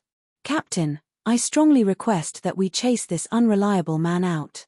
Go tell the sect leader, idiot." Hong Yu smiled and followed Guhan into the room. In fact, the moment the door was pushed open, the outcome had already been decided. There was no possibility of going back on his word. With a stiff expression, Magic Pen was the third to enter the room. The others could only helplessly file in and enter the room that made them tremble in fear. Because they had been walking in the dark tunnel, Ji Han's vision gradually adapted to the darkness even with the help of the flashlight. As a result, as soon as he entered the room, he was almost blinded by the glaring fluorescent light. When his eyes finally adapted to the strong light, Guhan found himself in a classroom. There were 8 fluorescent lights hanging neatly on the ceiling of the classroom. No wonder Guhan was almost blinded by the light. And on the wall in the corner of the classroom, there was a black loudspeaker. There were 2 blackboards at the front and back of the classroom. A 5-star red flag hung above the blackboard, and 2 red words were written on both sides of the blackboard. "Study hard" was written on the left, and "Upwards Ho" was written on the right. And above the blackboard at the back, there was a thought-provoking banner: "If you don't do well in the college entrance examination, you'll have to carry bricks until you're old." On the blackboard, there was a countdown written in chalk: 0 days until the college entrance examination. It was Guhan's first time here. Although he already knew what was going on here from the information, he couldn't help but feel a little excited when he saw it with his own eyes. This is the legendary college entrance examination classroom of the 21st century. A sense of ancient history comes rushing at me, Guhan exclaimed. For someone who studied ancient history, it was worth it to be able to see a third-year high school dog's classroom with his own eyes. "Military governor, just you wait. If you screw up this time, when we get out of this damn dungeon, Grandpa will. Steel Centipede's face turned purple. His grandpa pondered for a long time, but he couldn't figure out what he could do to the military governor. This game didn't have a private PK system. I won't be serving you in this dungeon. Even if Boss Yaoguang chases me out, I won't be serving you. Shut up, Steel Centipede. Find a place to sit down. Magic Pen didn't let Steel Centipede continue. Instead, he ordered the others to find a place to sit. This is the Sharangssi English listening section of the 2016 Ordinary College Enrollment Test. This section is divided into 2 sections. Note, when answering the listening section, please write on the test paper now. Before the end of the listening section, you will have 2 minutes to fill in the answers from Chapter 1 to Chapter 15 on the answer sheet. Fill in the answers from Chapter 16 to 20 on the answer sheet. Read each question twice. Now it's time for the listening test. Suddenly, a very magnetic male voice came from the classroom's loudspeaker. He began to read the 2016 listening section. What the hell is this? Are we really going to have the college entrance examination? Hand the test paper to someone else. Fortunately, this magnetic male voice was only able to say the beginning before it was pressed down by someone. Then, an old voice came out of the loudspeaker. I'm sorry, I misplaced it. I forgot that in 2020, the college entrance examination will no longer test English. Yes, according to the incomplete historical records, it seems that after 2020, English will not be tested in China's national college entrance examination. It seems to be because research found that after graduation, 90% of the graduates who spent 6 years learning English couldn't use it, so English was removed from the national college entrance examination. This was a great decision that benefited the Chinese society. Many students were liberated from the painful English cram school. Greetings, human sword bearers. My name is Lu Ban, the creator of the entire underground labyrinth. Welcome to the underground labyrinth that I designed and built. Hey, aren't you very good at history? Who is Lu Ban? Steel Centipede asked, tapping Guhan's arm. Lu Ban is the first scientist in the world to develop an airplane. He once won the Nobel Prize in Physics. Guhan replied. As soon as Steel Centipede got the answer to the question, he immediately raised his hand and asked, Mr. Lu Ban, have you ever created an airplane and won the Nobel Prize in Physics? After asking, he sneered at Guhan and said, don't lie to me that I haven't studied. I know there was a saying in the past, an expert makes a car. This Lu Ban is clearly a car maker, you bastard. Who told you that this old man made cars? That brat Mo Di made them. Lu Ban, who was on the other end of the loudspeaker, was furious at Steel Centipede's words. This kid with a scar on his face is right. This old man has won the Nobel Prize, and I am the first Lu Ban to build an airplane. Lu Ban's answer made Steel Centipede's face turn ashen. Was this military governor really proficient in history? Well, let's get back to business. Since you have entered my underground labyrinth, you must follow my rules in order to pass this labyrinth. Otherwise, don't blame this old man for being ruthless. After saying that, more than 10 holes suddenly opened up on the walls of the classroom. More than 10 machine guns shot out from the holes. There were even a couple of RPGs among them. If they all fired at the same time, Ji Yuhan might be able to survive, but the rest of them would be dead for sure. Master Lu Ban, why don't you just kill us? Guhan looked at the machine guns around him and asked curiously. Chapter 140. Why would I want to kill you? Lu Ban retorted. Guhan and the others were speechless. Lu Ban snorted coldly and said, call Aardwolf over. Although he's from Japan, his courage and fighting spirit are outstanding. Unfortunately, his talent is too poor and he's too stupid. Does he think that he's the only one who's sober? So, Master Lu Ban, you're also sober? Guhan asked. Hihi, it doesn't matter whether I'm sober or not. What's important is that I just want to do some interesting things in this world. I can't be bothered to deal with the affairs of your future generations and those muddle-headed guys. Although Lu Ban said that he didn't want to ignore it, the loneliness in his words was obvious. Strictly speaking, Guhan and the others could be regarded as Lu Ban's descendants. If not for the fact that they had no other choice, who would be willing to fight with their own descendants? Then, Mr. Lu Ban, What is filth? Guhan asked the question that he wanted to ask the most. Filth. Is that the name Ardwolf gave it? Lu Ban muttered. What is filth? I can't answer you because that filth is hanging on me now.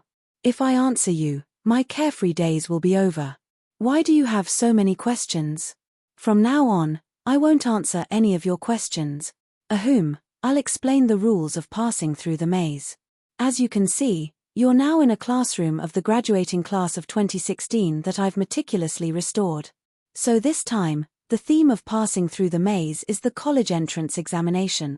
As soon as Lu Ban's voice fell, 6 cards suddenly appeared in the classroom.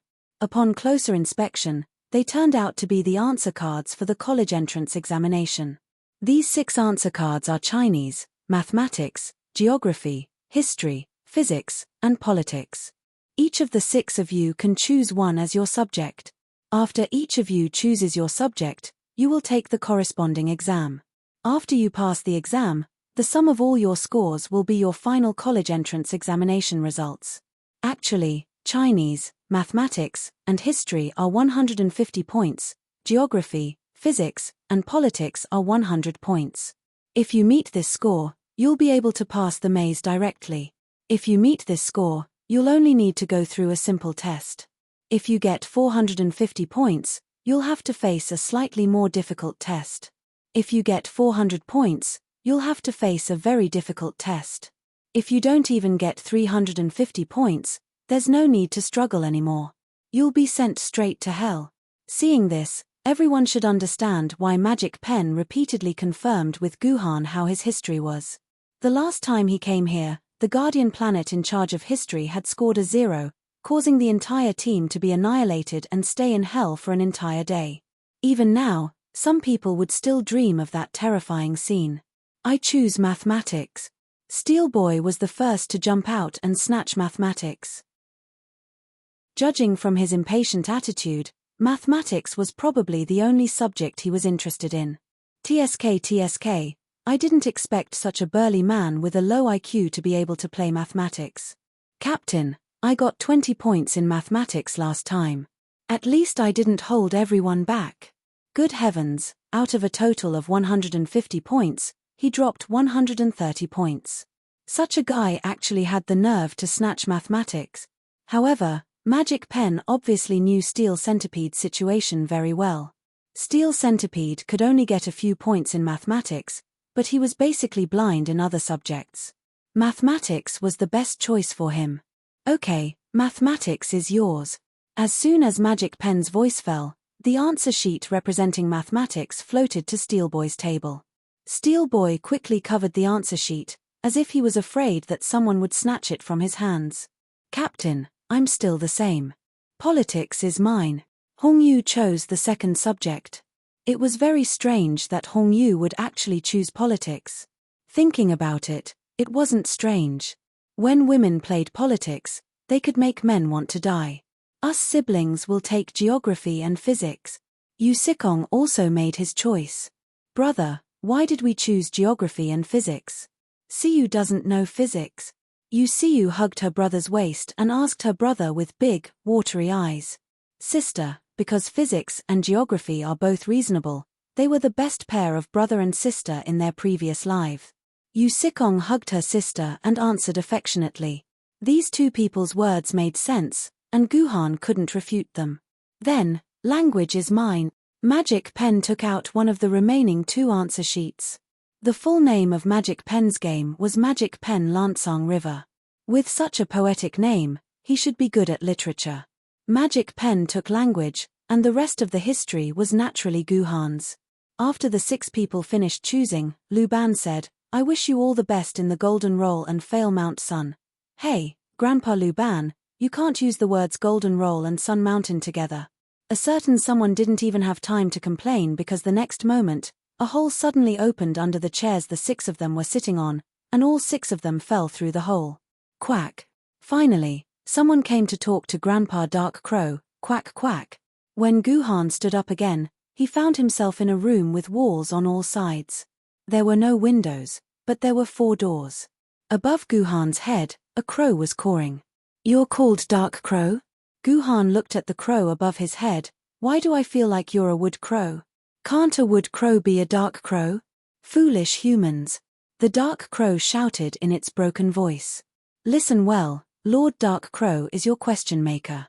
You must answer 10 of Lord Dark Crow's questions correctly to get the full score of 150 points. Please give me the question. Guhan made an inviting gesture. Quack quack. First question, multiple choice. In ancient times, there was a comic called That Year That Rabbit. What is the author of this comic? A. It's a crow. B. It's a rabbit. C. It's an eagle. D. It's a stupid snake. Quack quack, you have 30 seconds. Once you have the answer, open the door you think is right. Quack quack. After listening to Dark Crow's words, Guhan noticed that the 4 English letters ABCD were written on the 4 doors of the room. Guhan only needed to open the correct door. What if I open the wrong door? Guhan thought for a moment and asked. Quack quack, you only have 20 seconds left. Dark Crow's voice made Guhan's ears hurt badly. Guhan didn't ask Dark Crow anymore. He went straight to the door of option D, pushed the door open, and walked in. Boom. After Guhan entered room D, the door behind him slammed shut.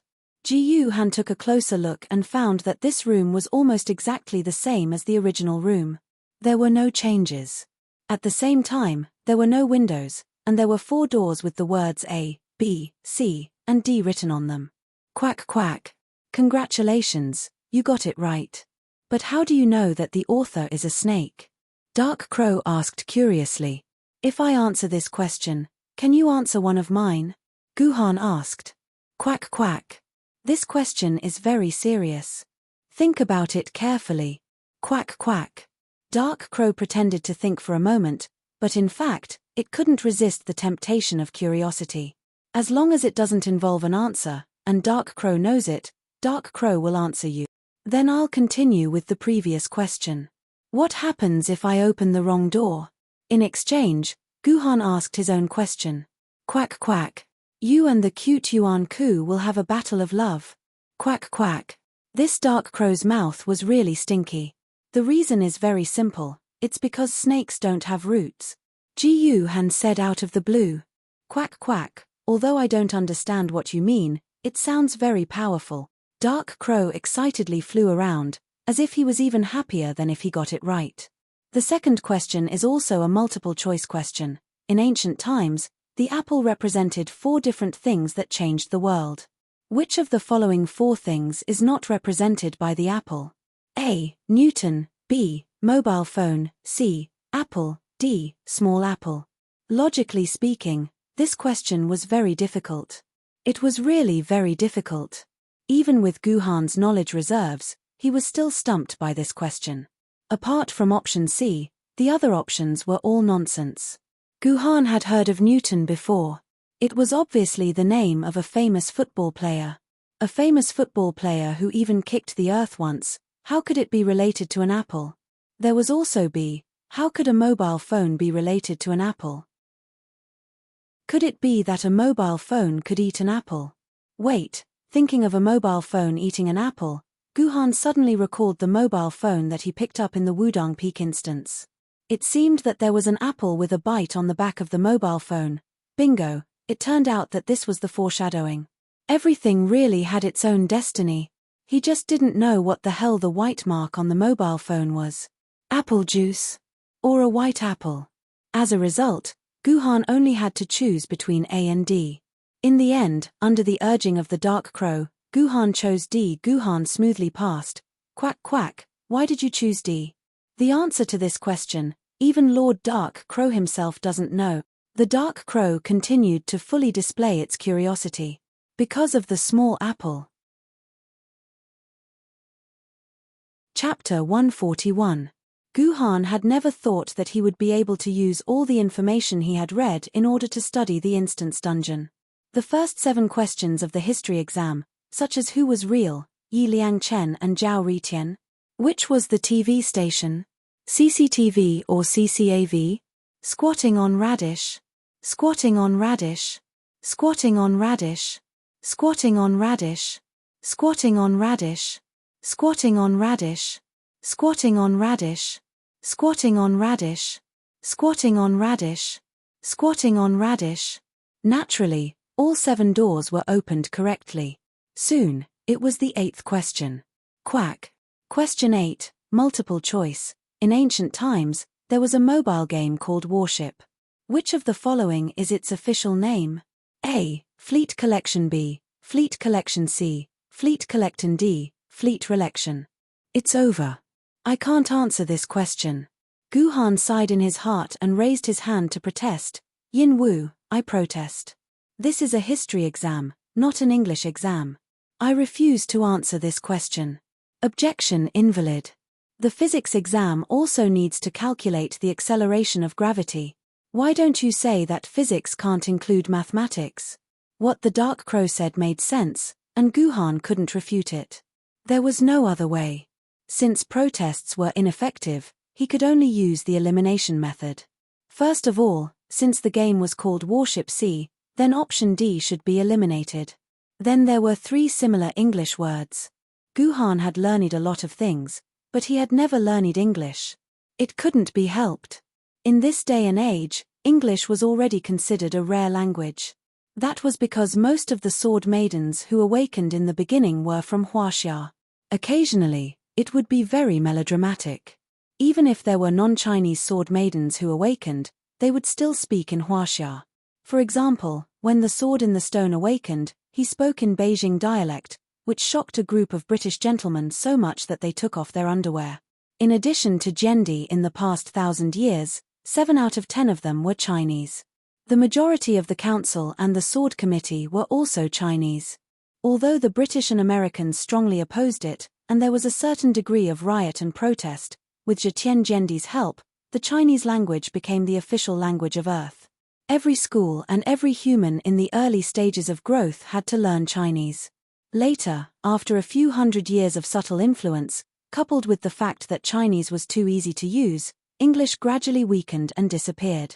In the end, it became one of the 7 endangered minority languages that the council needed to protect. As a result, the council had to spend tens of millions of RMB every year to pay for a group of English-speaking students and professors to prevent English from being lost. The reason why he wrote so much was to tell everyone that it wasn't that Guhan wasn't serious in his studies, but that Guhan hadn't learned English before. There was no other way. The last question could only be answered by guessing. He had to force himself to guess one out of the 3 options. Caw, you have 5 seconds left. Do you have an answer? The Dark Crow continued to chatter in Guhan's ear. Got it. Guhan sneered. He walked to the door marked D and pushed it in without hesitation. As he pushed, he explained with a sneer, trying to fool me with such a simple trick. Although there is a C in the title, shouldn't there be a C in the real name? You're insulting my intelligence. Ahem, there's no need for me to say more. Everyone should know the result. Guhan isn't a saint. There's bound to be times when he's stupid.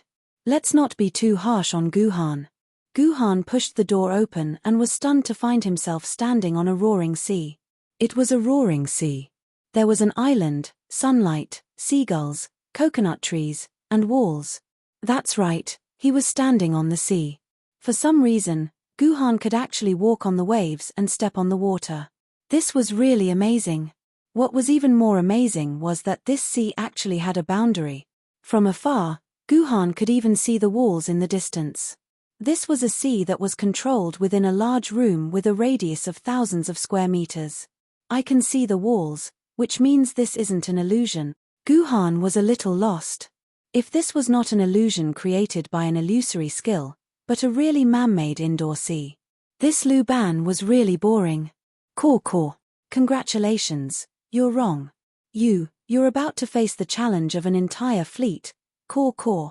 The Dark Crow cackled a few times, then spread its wings and flew away. An entire fleet. Guhan's heart jumped. Could they be here again? Yes, they were here again. On the originally calm sea, a cloud of smoke suddenly appeared out of nowhere, covering most of the sea in the distance. Oh no, this is a destroyer releasing smoke. After the crusade mission at the Jinyuan garrison residence, Guhan specially went to look up all kinds of information about warships. However, not much information was preserved in real life. Guhan could only learn a thing or two from a game called World of Warship. In World of Warship, the biggest function of destroyers was to release smoke to provide cover for their own warships. If this is the pattern of World of Warship, then the first wave of attack should come from the air. At this thought, Guhan suddenly looked up. Sure enough, he saw two pairs of planes flying towards his head. Looking at the bulging bombs on their bellies, these two groups of planes should be bombers. However, the strange thing was that these two groups of planes were made of wood. Logically speaking, in the era of bombers, there should be no purely wooden planes. The strangest thing was that these planes were very small. They looked like children's model planes. It was as if someone was controlling these planes remotely. Although these two groups of bombers looked like models, they were very skilled in combat when they attacked. They began to dive, attempting to drop their bombs on Guhan's head. However, there was no way Guhan would let them do as they wished. Guhan first leaped up from the ground and dodged the first wave of the plane's dive. At the same time, the Yu-King sword in Guhan's hand slashed at the sky. Like a skewer of Tanghulu, it skewered a group of 6 planes and sliced them in half. The other group of planes saw that the situation was not good. They did not even drop their bombs and turned around to fly back into the smoke. How could Guhan let them go? He raised the Yu-King sword and was about to chase after them. Fire! Suddenly, the roar of cannons came from behind Guhan. This caught Guhan off guard. He twisted his body in a strange manner in an attempt to dodge the round of cannons, but in the end, 2 of the cannons still hit Guhan. System notification: you have received cannon damage. Shield energy minus 500. System notification: you have received cannon damage. Shield energy minus 534. He did not expect the attack power of the cannons to be so strong. It directly took away a quarter of the energy of Guhan's personal shield. Wasn't this attack power a little too unreasonable? In fact, it was not unreasonable. This dungeon was designed for famed sword-level swordsmen, so the attack power was set according to the strength of a famed sword-level swordsman. And although Guhan held the Yu-King sword and disguised himself as a famed sword-level swordsman, he was actually an ancient sword-level swordsman. His sword element was only around 2,500, which was 4 times the minimum of 10,000 for a famed sword-level swordsman. It was not strange for 2 cannons to take away a quarter of his HP. Forget about the planes. First, get rid of the cannons on the battleship. Guhan made a prompt decision and turned around. He saw the culprits that had just killed him. 2 cruisers were traveling side by side. They were like planes, and they were less than twice the size of Guhan. The entire hull was made of wood, and even the cannon barrels were made of wood. It was hard to believe that Liu Ban, the ancestor of carpentry, could make the wooden cannons fire without burning them. Seeing Guhan charging towards them, the 2 cruisers immediately split into 2 combat units. One headed east, and the other headed west. They were very fast, and they were not much slower than Guhan's full speed. The strategy of these 2 cruisers was very obvious. One would be the bait to attract Guhan's attack, while the other would try to stay as far away from Guhan as possible. It would maintain a safe distance and fire at Guhan. In other words, no matter which battlecruiser Guhan chose to attack, the other battlecruiser would be in a safe environment and attack Guhan without any pressure. Facing this situation, Guhan had to come up with a new strategy. This strategy was also very simple. It was to release a certain guy who had been slacking off. King Yu, come out. Guhan forcefully threw the Yu-King sword in another direction. The Yu-King sword dissipated in the air before turning into a sword Maiden form. Annoying, despicable person. Didn't I say that I don't want to come out and fight recently? King Yu angrily stood on the surface of the water, causing a huge splash under his feet. Stop messing around. There's no one else here. Guhan said this and ignored King Yu's complaints. He took out the Qingpin sword and charged towards his target. Scoundrel. So embarrassing. King Yu stomped a few more times and obediently charged towards the other cruiser. Before this, the King of Yu was wearing traditional Yu leather armor. Although it wasn't made of much material, it still covered her breasts well. The lower half of her body was also covered above her knees. She also had a pair of arm guards on her arms and a pair of thick leather boots on her feet.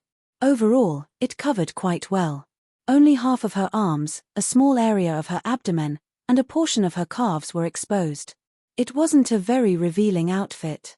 But the current King Yu was different. The breastplate that originally covered her breasts was only the size of a small mound. The protective wall was still there, but it had become hollow. The shoes were still there, but they had turned into sandals. Most importantly, the lower part of King Yu's body, the armor that was originally even tighter than safety pants, had now turned into a complete underwear. At the edge of the underwear was a series of small tassels that fell down like a curtain, barely covering King Yu's thighs. However, this sense of mystery only made it more obvious, making men's imaginations run wild. No wonder King Yu, who loved freedom, was unwilling to come out in sword maiden form. In his words, "This posture, this king is too embarrassing." Chapter 142. Although the two cruisers ran very fast, they were quickly caught up by Guhan and the King of Yu. Although the cruiser Guhan was chasing was firing with all its might, because its butt was facing Guhan, only the two turrets at the rear could fire. If it was a sneak attack, it might be able to hit Guhan, but with Guhan's full attention, it was impossible to hit. Guhan dodged all the firepower with a few fancy moves. Then, Qingpin slashed down a few times and the cruiser sank into the ocean. Guhan got rid of the cruiser, but on the other side, the King of Yu's situation wasn't too good. The cruiser hadn't been destroyed yet, but at some point, another warship had appeared and was launching a fierce counterattack against the King of Yu, causing her to be in a sorry state. "It's a battleship." Ji Yu Han looked at the battleship that suddenly appeared and immediately made such a judgment. This was because the battleship was too big, at least 3 times bigger than the cruiser from before. 4 triple-mounted cannons fired in unison, causing a dense rain of bullets to fall from the sky. Although the King of Yu had been trained by Guhan and her swordsmanship was much stronger than when she had just awakened, it was only a bit stronger. It hadn't reached the level of a famous sword maiden. While she was dodging, she was still hit by a cannon. System notification: your sword maiden, the King of Yu, has been hit by a cannon, her shield energy minus 1035. This damage made Guhan even more certain of his guess. It was a battleship, otherwise, its attack power wouldn't be so terrifying. King of Yu, it takes time for the battleship to fire in unison. Hurry up and get rid of the cruiser next to you. I'll deal with this battleship. Guhan ordered the King of Yu through the sword mark. Okay. The King of Yu was very obedient and immediately chased after the cruiser that wasn't far away. Meanwhile, Guhan ran directly towards the huge battleship. The battleship seemed to have also discovered that it was the target of Ji Yu Han. It began to turn around, planning to hide in the smoke that filled the sky. You want to run after acting cool? You want to run after injuring my sword maiden? Don't even think about it. Ji Yu Han immediately quickened his pace, intending to intercept the battleship before it disappeared into the fog. However, halfway through, Ji Yu Han suddenly felt alarmed. He, who was originally running, suddenly stopped and quickly leaped backward. In the next second, 6 silver-white water lines streaked past where Guhan was. These were torpedoes. If one hit, it would take away half of Guhan's shield. There are destroyers nearby. Guhan observed his surroundings again. Indeed, he found 2 very short destroyers at the edge of the fog. When they saw that Guhan had discovered them, they immediately accelerated and returned into the fog. Taking advantage of the interruption, the battleship successfully ran back into the fog and disappeared. So that's how it is. 1 aircraft carrier, 1 battleship, 2 cruisers, and 2 destroyers. A very standard aircraft carrier fleet allocation. Guhan could already confirm who his opponents were. King of Yu, come back. Guhan stuffed the Qingpin sword into the scabbard on his back and ordered the King of Yu. On the other side, the King of Yu finally caught up to the lone cruiser and sent it to the bottom of the sea with a few slashes. This was an interesting scene. 2 people with swords chopped down a few wooden battleships. They even had a hard time. It looked very comical. With Guhan's order, the King of Yu transformed back into his sword form and flew back into Guhan's hand. With the King of Yu's sword in hand, Guhan had enough confidence to fight the remaining 4 battleships in the fog. In the fog, it was a blur. Visibility was less than 10 meters. Guhan could only be careful at all times, in case a torpedo suddenly flew towards his feet from the bottom of the sea or a plane dropped a bomb on his head. However, after moving in the fog for a long time, Guhan did not receive any attacks, nor did he find his opponents. This was very abnormal. These battleships must be secretly planning to attack him. Guhan thought silently. Suddenly, the fog started to dissipate and the indoor ocean regained its full visibility. However, the remaining aircraft carrier, battleship, and 2 destroyers were nowhere to be seen. Guhan became vigilant. This place was definitely filled with killing intent. Gaga. Gaga. That noisy voice entered Guhan's ears. The dark crow flew back to Guhan's side. Gaga. Young man, let's continue. The dark crow's hoarse voice was about to test Guhan again. Wait. Guhan interrupted the dark crow's question. I answered wrongly just now, so I need to defeat the battleship before I can continue. That's the setting, right? Gaga. That's right, that's the setting. If you answer wrongly, you will receive the corresponding punishment. But the battle isn't over yet. There are still 4 battleships. I haven't destroyed them yet. Logically speaking, if they suddenly stopped fighting halfway, not only would Guhan feel uncomfortable, but the people watching would also feel uncomfortable. Gaga. What a stupid human. Who set the rule that all battleships must be destroyed? You set it, crazy. Gaga. 9th question, short answer. May I ask who are the 4 legendary beauties of China? Gaga. You have plenty of time to answer this question. It doesn't matter even if you answer until tomorrow. 4 beauties. Guhan was stumped once again. This was really a difficult question. Perhaps only a few people in the world knew who the 4 beauties were. In fact, the names of Wang Zhaojun and Diao Chan of the 4 great beauties had already disappeared from this world. Right, Ji Yuhan remembered that in some ancient ruins, a swordbearer found a composition that seemed to be written by a junior high school student. Although the words had basically disappeared, with the help of advanced technology, a part of the content could still be distinguished. Ji Yuhan remembered that the title of this essay was The 4 Beauties of the Horizon Fall in Love with Me. It was a junior high school student's essay. The past content seemed to be about the 4 beauties of the horizon falling in love with him, and then they lived happily ever after. However, most of the words could not be recovered. But the names of the 4 beauties of the horizon were miraculously recovered. They were Yang Xguan, Zhong Xliang, Qiao Shu, and Hua Xhua. Could the 4 beauties that the Dark Crow mentioned be these 4 beauties of the horizon? It was very possible. First, the numbers matched, they were all 4. Then, the horizon sounded like the world was big. Didn't the 4 beauties of the horizon mean the 4 most beautiful women in the world? Of course, the most important thing was that Guhan couldn't think of any other answers. These 4 were the most similar. Whatever, he would choose them. When Guhan opened his mouth and was about to confidently report this answer, he suddenly heard King Yu say in his mind, I remember that Shi Guang is one of the 4 beauty. Shi Guang. Guhan felt that he had heard this name before, but he couldn't remember where. But instinctively, he felt that Shi Guang should be more reliable than these 4 beauties. Thus, Guhan decided to ask King Yu. King Yu, who is this Shi Guang you mentioned? Is she very beautiful? Beautiful? King Yu's tone was very strange. Although I don't want to admit it, beauty isn't enough to describe Shi Guang.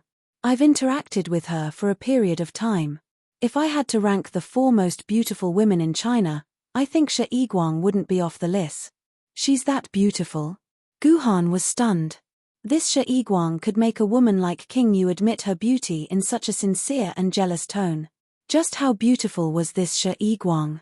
King Yu, what kind of person is Shi Guang? She's a pitiful person. In order to complete this king's grand plan, she was given as a gift by this king to that little whore King Wu Fuchai. I feel like I've let her down. In the end, after this king killed King Wu Fuchai, she wanted to escape. I pretended not to see it and let her elope with that disloyal Fan Li. Now that I think about it, It's quite a pity. This king didn't even have time to get to her, and all the benefits were taken by that King Wu Fuchai. King Wu Fuchai? You're talking about King Wu Fuchai. Gu Han recalled that among the sword ladies, there was also King Wu Fuchai. From the name, it sounded very similar to King Yu's Gojian sword. That's right. I heard that guy is still a sword lady at the treasure sword rank. This king is dying of laughter. He humiliated this king for 10 years, so he should be at the treasure sword rank for 1,000 years. King Yu's words were incoherent and Gu Han didn't really understand. However, at the mention of King Wu Fuchai, Gu Han thought of something. Legend had it that after King Wu Fuchai was born, the sword lady would urge her sword wielder to snatch the Huan Sho sword every 2 or 3 days. Thinking about it carefully, when the Huan Sho sword filled in its name, it never wrote Huan Sho. Instead, it wrote Shi Yiguang. Could Huan Sho be the Shi Yiguang that King Yu spoke of? King Yu, let me ask you, is Huan Sho Shi Yiguang? Gu Han asked anxiously. Huan Sho? Perhaps. When I found her back then, she was washing yarn in the river. TSK, she's so beautiful when she's washing yarn. That little figure is amazing. For some reason, Gu Han could hear a thick sense of vulgarity in King Yu's words. The reason why Ji Yu Han wanted to confirm that the scrubbing sword belonged to Shi Yiguang was that the scrubbing sword, the Yu Maiden sword, the Moon Laurel sword, and the Emperor NVWA sword were collectively known as the 4 most beautiful sword ladies by the sword-bearers. It was because the sword ladies of these 4 swords were recognized as the 4 most beautiful sword ladies by their sword-bearers. They were Shi Yiguang of the Huan Sho sword, Yu Nu Qing of the Yu Nu sword, Chang Yi of the Moon Laurel sword, and Nua of the Emperor WA sword. Dark Crow, I have an answer. After a scientific analysis, Gu Han confidently gave his answer. Chapter 143. Oh, that's right. I didn't expect someone to know the answer to this question. How interesting. The Dark Crow cackled. Gu Han actually got it right. Could the answer really be Shi Yiguang, Yu Nu Qing, Chang Yi, and Nua? Of course not. Although there were many mistakes in the historical data recovered by Bat, things like the 4 beauties couldn't be wrong. Gu Han's final answer was Shi Yiguang, Wang Zhaojun, Diao Chan, and Yang Yuhuan. The standard correct answer. However, Gu Han had only heard of Shi Yiguang and Yang Yuhuan before entering this instant's dungeon. He had never heard of Wang Zhaojun and Diao Chan. How did he know the correct answer? This was all thanks to King Yu. Just as Gu Han was about to give the wrong answer to the Dark Crow, King Yu suddenly said, "Someone said that Shisha isn't as beautiful as Yang Yuhuan." Just this one sentence made Ji Yu Han swallow his answer in an instant. He then asked King Yu in a gentle tone, "King Yu, who is that someone? And who is Yang Yuhuan?" "That someone is naturally that fleeting calendar who got stabbed by you." "Oh right, you guys call him Kunzu now." This was the second time King Yu took the initiative to mention Kunzu. Last time, King Yu was indignant at the injustice and wanted to take revenge for Kunzu. This time, he was talking about Kunzu in a mocking tone. Back when I was with Fleeting Calendar, he was always thinking about meeting all 4 of the 4 great beauties of Huaxia. He even planned to get intimate with all 4 of them. After talking about them for so long, I've memorized their names. King Yu's words were reasonable. The sword ancestor was a 15-year-old human before the Great Calamity. The historical knowledge he knew would definitely crush Ji Yu Han by a dozen times, and be several hundred times more accurate. Since these words had come from the sword ancestor, they would definitely not be wrong, provided that King Yu's brain did not remember wrongly. As a result, Ji Yu Han decided to trust the Dark Crow. When Ji Yu Han heard that his answer was correct, he couldn't help but sigh in relief. If he had known earlier, he wouldn't have needed to think about it. Wouldn't it have been better to just ask the Dark Crow? After Gu Han answered, the water level in the room quickly dropped. Unexpectedly, the water level in this room was frighteningly deep. Gu Han felt that he had descended at least 50 meters. When the water finally receded, Gu Han arrived at the last room of the exam. Caw, I didn't expect a human like you to get to the 10th question and only get one wrong. You really have some ability. I hope you can answer the last question correctly. The dark crow cawed and flapped its wings as it flew down. This question is a realistic question. The question is. The dark crow dragged out its unpleasant voice. After a while, it said, "Guess it yourself." After leaving behind this elusive sentence, the dark crow disappeared once again. Following its disappearance, the entire room began to tremble. A ray of sunlight shone down from the roof. At the same time, a hole opened up in the wooden floor. Trees, soldiers, warhorses, houses, rockery, and commoners rose from the ground. At the center of the room, a huge decorated archway rose up. These changes came very suddenly and ended very quickly. When everything quietened down, Ji Yuhan took a closer look and found that the things that rose up were all made of wood. The soldiers, warhorses, houses, rockery, and commoners were all carved out of wood. The entire room's scenery was also made of wood. Then, in a small area of a few dozen square meters around him, 4 walls connected to various chairs and furniture rose up. Guhan felt as if he had arrived at the center of a puppet theater. There were all kinds of puppets around him. After taking a closer look, Guhan found that he was wearing a bright yellow dragon robe. He was surrounded by soldiers and warhorses. Behind him was a group of tall and burly guards, but they were dressed very shabbily. There were also 2 eccentric men on both sides. This theater seemed to be performing a puppet show of war, and he had also become a member of the puppet show. The only difference was that he was a living person, while the ones acting with him were all puppets. "Your Majesty, Your Majesty, it's bad, Your Majesty." While Guhan was wondering what the dark crow was up to, the puppet show had already begun. "Your Majesty." In some of the surviving period dramas before the apocalypse, this is how the ancient emperors are called. Could it be that I'm really playing the role of an emperor? And the people around me are the legendary eunuchs? Since the dark crow wanted him to play the role of an emperor, then he would play it. He wanted to see what the dark crow was selling. "What's the matter?" Guhan asked, imitating the tone of the emperor in the TV series. "Your Majesty, it's bad. The soldiers outside are all noisy. They are going to rebel." Guhan carefully looked at the puppet that came to report the news. The expression on its face was exquisite, and it could constantly make all kinds of subtle changes, perfectly reflecting the panicked expression. Guhan had to admit that this puppet had reached the peak of perfection. If it weren't for the lines of wood on their bodies that couldn't be hidden, and the strong smell of rotten wood coming from their bodies, Guhan would really think that they were real people. Is this the power of Lu Ban? To be able to make wood to such an extent, it's really terrifying. Guhan inexplicably felt a little more respect for the old man. Why are they so noisy? What's the situation now? Guhan continued to ask. "Your Majesty, those soldiers killed young Xianghua and are now coming to the relay station. They also want to kill you." The messenger was obviously panicking. "Rebellion? They killed the Prime Minister, and now they want to kill me? Could it be that I'm now a ruler who's at the end of the road?" Guhan carefully thought about the plot without saying a word. In the eyes of others, it looked like he was scared silly and couldn't make a decision. "Nonsense. You're just trying to scare us. Your Majesty is wise and mighty, and treats people kindly, and the soldiers are all loyal. How could they harm Your Majesty? You must be panicking and heard the wrong news, Your Majesty. Your Majesty, please sit here and let this old servant find out the news for you." At that moment, the eunuch puppet standing next to Guhan scolded the messenger in an imposing manner that was very inconsistent with his status as a eunuch. "Go, go." Guhan nodded in agreement, so the eunuch puppet walked out of the small room. After a while, he returned to the room. As soon as he came back, he kicked the messenger puppet to the ground with a smile on his face. "Your Majesty, you're wrong, you're wrong. This idiot from Tiansha didn't even find out the news and caused Your Majesty to be alarmed." "Oh, so you're saying that no one rebelled?"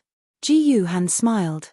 "Your Majesty, someone rebelled, but the rebels have been killed by Your Majesty's loyal soldiers.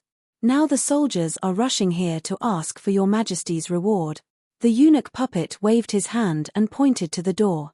"Your Majesty, the soldiers are already waiting outside. Shouldn't you go out and reward them well to appease the soldiers?" The eunuch's report was confusing. How could there be soldiers who dared to surround the emperor's residence without the emperor's summons? It was definitely not as simple as this eunuch made it out to be. Since this eunuch asked me to go out, then I'll go out and take a look. I won't be able to find out anything by staying in this small room. Therefore, Guhan strode out of the small room. When he walked out of the room, he saw hundreds and thousands of wooden puppets standing at the door. Their eyes were fixed on him, as if they wanted to see something from his face. Soldiers, His Majesty has personally come out to see you. Why aren't you kneeling and greeting His Majesty? The eunuch saw that the situation was in a deadlock and immediately shouted to the soldiers. The soldiers suddenly came to a realization and knelt in front of Guhan. Your subjects greet your Majesty. Long live His Majesty. Hundreds and thousands of people knelt in front of him, bowed their heads to the ground, and shouted in unison. This made Guhan feel a little smug, and he thought that a real man should be like this. Dispense with the formalities and rise. Soldiers, you have worked hard. I heard that you have quelled the rebellion and come to ask for rewards. I wonder whose rebellion you have quelled. Guhan looked at the puppet soldiers below with a smile. Your Majesty, the traitorous minister Yang Guozhong attempted to rebel and was discovered by the soldiers. He has been killed. This traitorous minister used to abuse his power and plunder the people's wealth. The people of the Tang Empire hate him to the bone. Today, he has been executed. The one who spoke was a guy in a mighty armor. He looked different from the other soldiers and should be a general. Yang Guozhong. The Tang Empire. These two names lingered in Guhan's mind, which made Guhan roughly understand what kind of plot he was in. This should be the Tang Empire in the Middle Ages. He was playing the role of Emperor Xuanzong of Tang, Li Longji, who was killed by the Anshi rebellion and escaped from Chang'an. Chapter 144. The history of the Tang dynasty was relatively complete in the year 3001. It was probably because the Tang dynasty was the most prosperous dynasty in Huaxia. The only dynasty with more information than the Tang dynasty was the Qing dynasty. Guhan didn't understand why the Qing dynasty could preserve more information than the Tang dynasty. As a historical expert, Guhan understood his situation when he heard that Yang Guozhong had been killed. He was playing the role of Emperor Xuanzong of Tang, Li Longji, and Yang Guozhong was the woman he loved the most, Yang Yuhuan, the brother of Yang Guifei, one of the four beauties, and the prime minister he trusted the most. Now, An Lushan, the military governor of the three towns of Hadong, Pinglu, and Fanyang, who he trusted the most, had rebelled. Moreover, the rebel army was very ferocious and had even threatened the capital, Chang'an. Emperor Xuanzong of Tang was in a panic, so he fled to Sichuan with his favorite Yang Guifei. When they reached Mawei Station, the army rebelled, killed Yang Guozhong, and threatened him. If Guhan wasn't wrong, they would force him to kill Yang Yuhuan. As expected, the mighty general puppet knelt in front of him and begged, Your Majesty, Yang Guozhong was killed for his treason. Yang Guifei shouldn't serve you anymore. Your subject, Chen Xuanli, begs Your Majesty to kill Yang Yuhuan to appease the hearts of the people. Chen Xuanli said that he wanted to appease the hearts of the people, but he actually wanted to appease himself and the soldiers who killed Yang Guozhong. They killed Yang Guozhong, the brother of Emperor Xuanzong of Tang's beloved woman, Yang Yuhuan. Emperor Xuanzong of Tang might not punish him for his own life, but if he didn't kill Yang Yuhuan, once Emperor Xuanzong of Tang reached a safe place, Yang Yuhuan would probably ask him to kill them to avenge Yang Guozhong. Therefore, Chen Xuanli and his people had to kill Yang Yuhuan to prevent future troubles. In history, Emperor Xuanzong of Tang hesitated for a long time when faced with Chen Xuanli's request. He kept saying things like, I need to think about it, I will banish her to the cold palace, Yang Yuhuan's crime doesn't warrant death. It could be said that in that situation, Tang Xuanzong had to kill Yang Yuhuan. Otherwise, the soldiers who had already killed Yang Guozhong would feel uneasy. If they weren't careful, they might even kill Tang Xuanzong to avoid future revenge. Didn't Tang Xuanzong know that he had to kill Yang Yuhuan? Of course, he knew that. He just couldn't bear to kill the woman he loved the most, one of the four great beauties of China. However, Guhan was willing. Emperor Xuanzong's love for young Yu Huan had nothing to do with Gu Han. Gu Han didn't have the time to be like Emperor Xuanzong, constantly evading the responsibility. After hesitating for a while, Gu Han directly answered Chen Xuanli, "All right, I agree. I will demote young Yu Huan to a commoner right now. You will immediately go and kill her to bring justice to the world." "Yes, Your Majesty." Chen Xuanli immediately kowtowed in excitement. Since Gu Han agreed to kill young Yu Huan so easily and without hesitation, it meant that in His Majesty's heart, she was only a good-looking toy. This way, His Majesty probably wouldn't care about him killing young Guozhong. Chen Xuanli immediately led a group of soldiers and rushed into the relay station behind Ji Yu Han. The rest of the soldiers who were kneeling outside also heaved a sigh of relief, and the tense atmosphere in the entire scene also relaxed. Although these soldiers were puppets, they had an aura that was even more solid than humans. Even Gu Han couldn't handle this aura. He praised Lu Ban's technique again. "Your Majesty, save me. Your Majesty, Yu Huan doesn't want to die. Yu Huan wants to accompany Your Majesty for the rest of her life. Your Majesty, please save Yu Huan." Gu Han heard a sad and moving voice behind him. The owner of this voice should be young Yu Huan. Compared to Chen Xuanli, the eunuchs, and the other puppets, young Yu Huan's voice was exactly the same as King Yu's. Wait, it was exactly the same as King Yu's. Ji Yu Han turned around abruptly and saw a group of puppet soldiers dragging a woman. One of the strongest soldiers was holding a piece of white silk in his hand and was trying to wrap it around the woman's neck.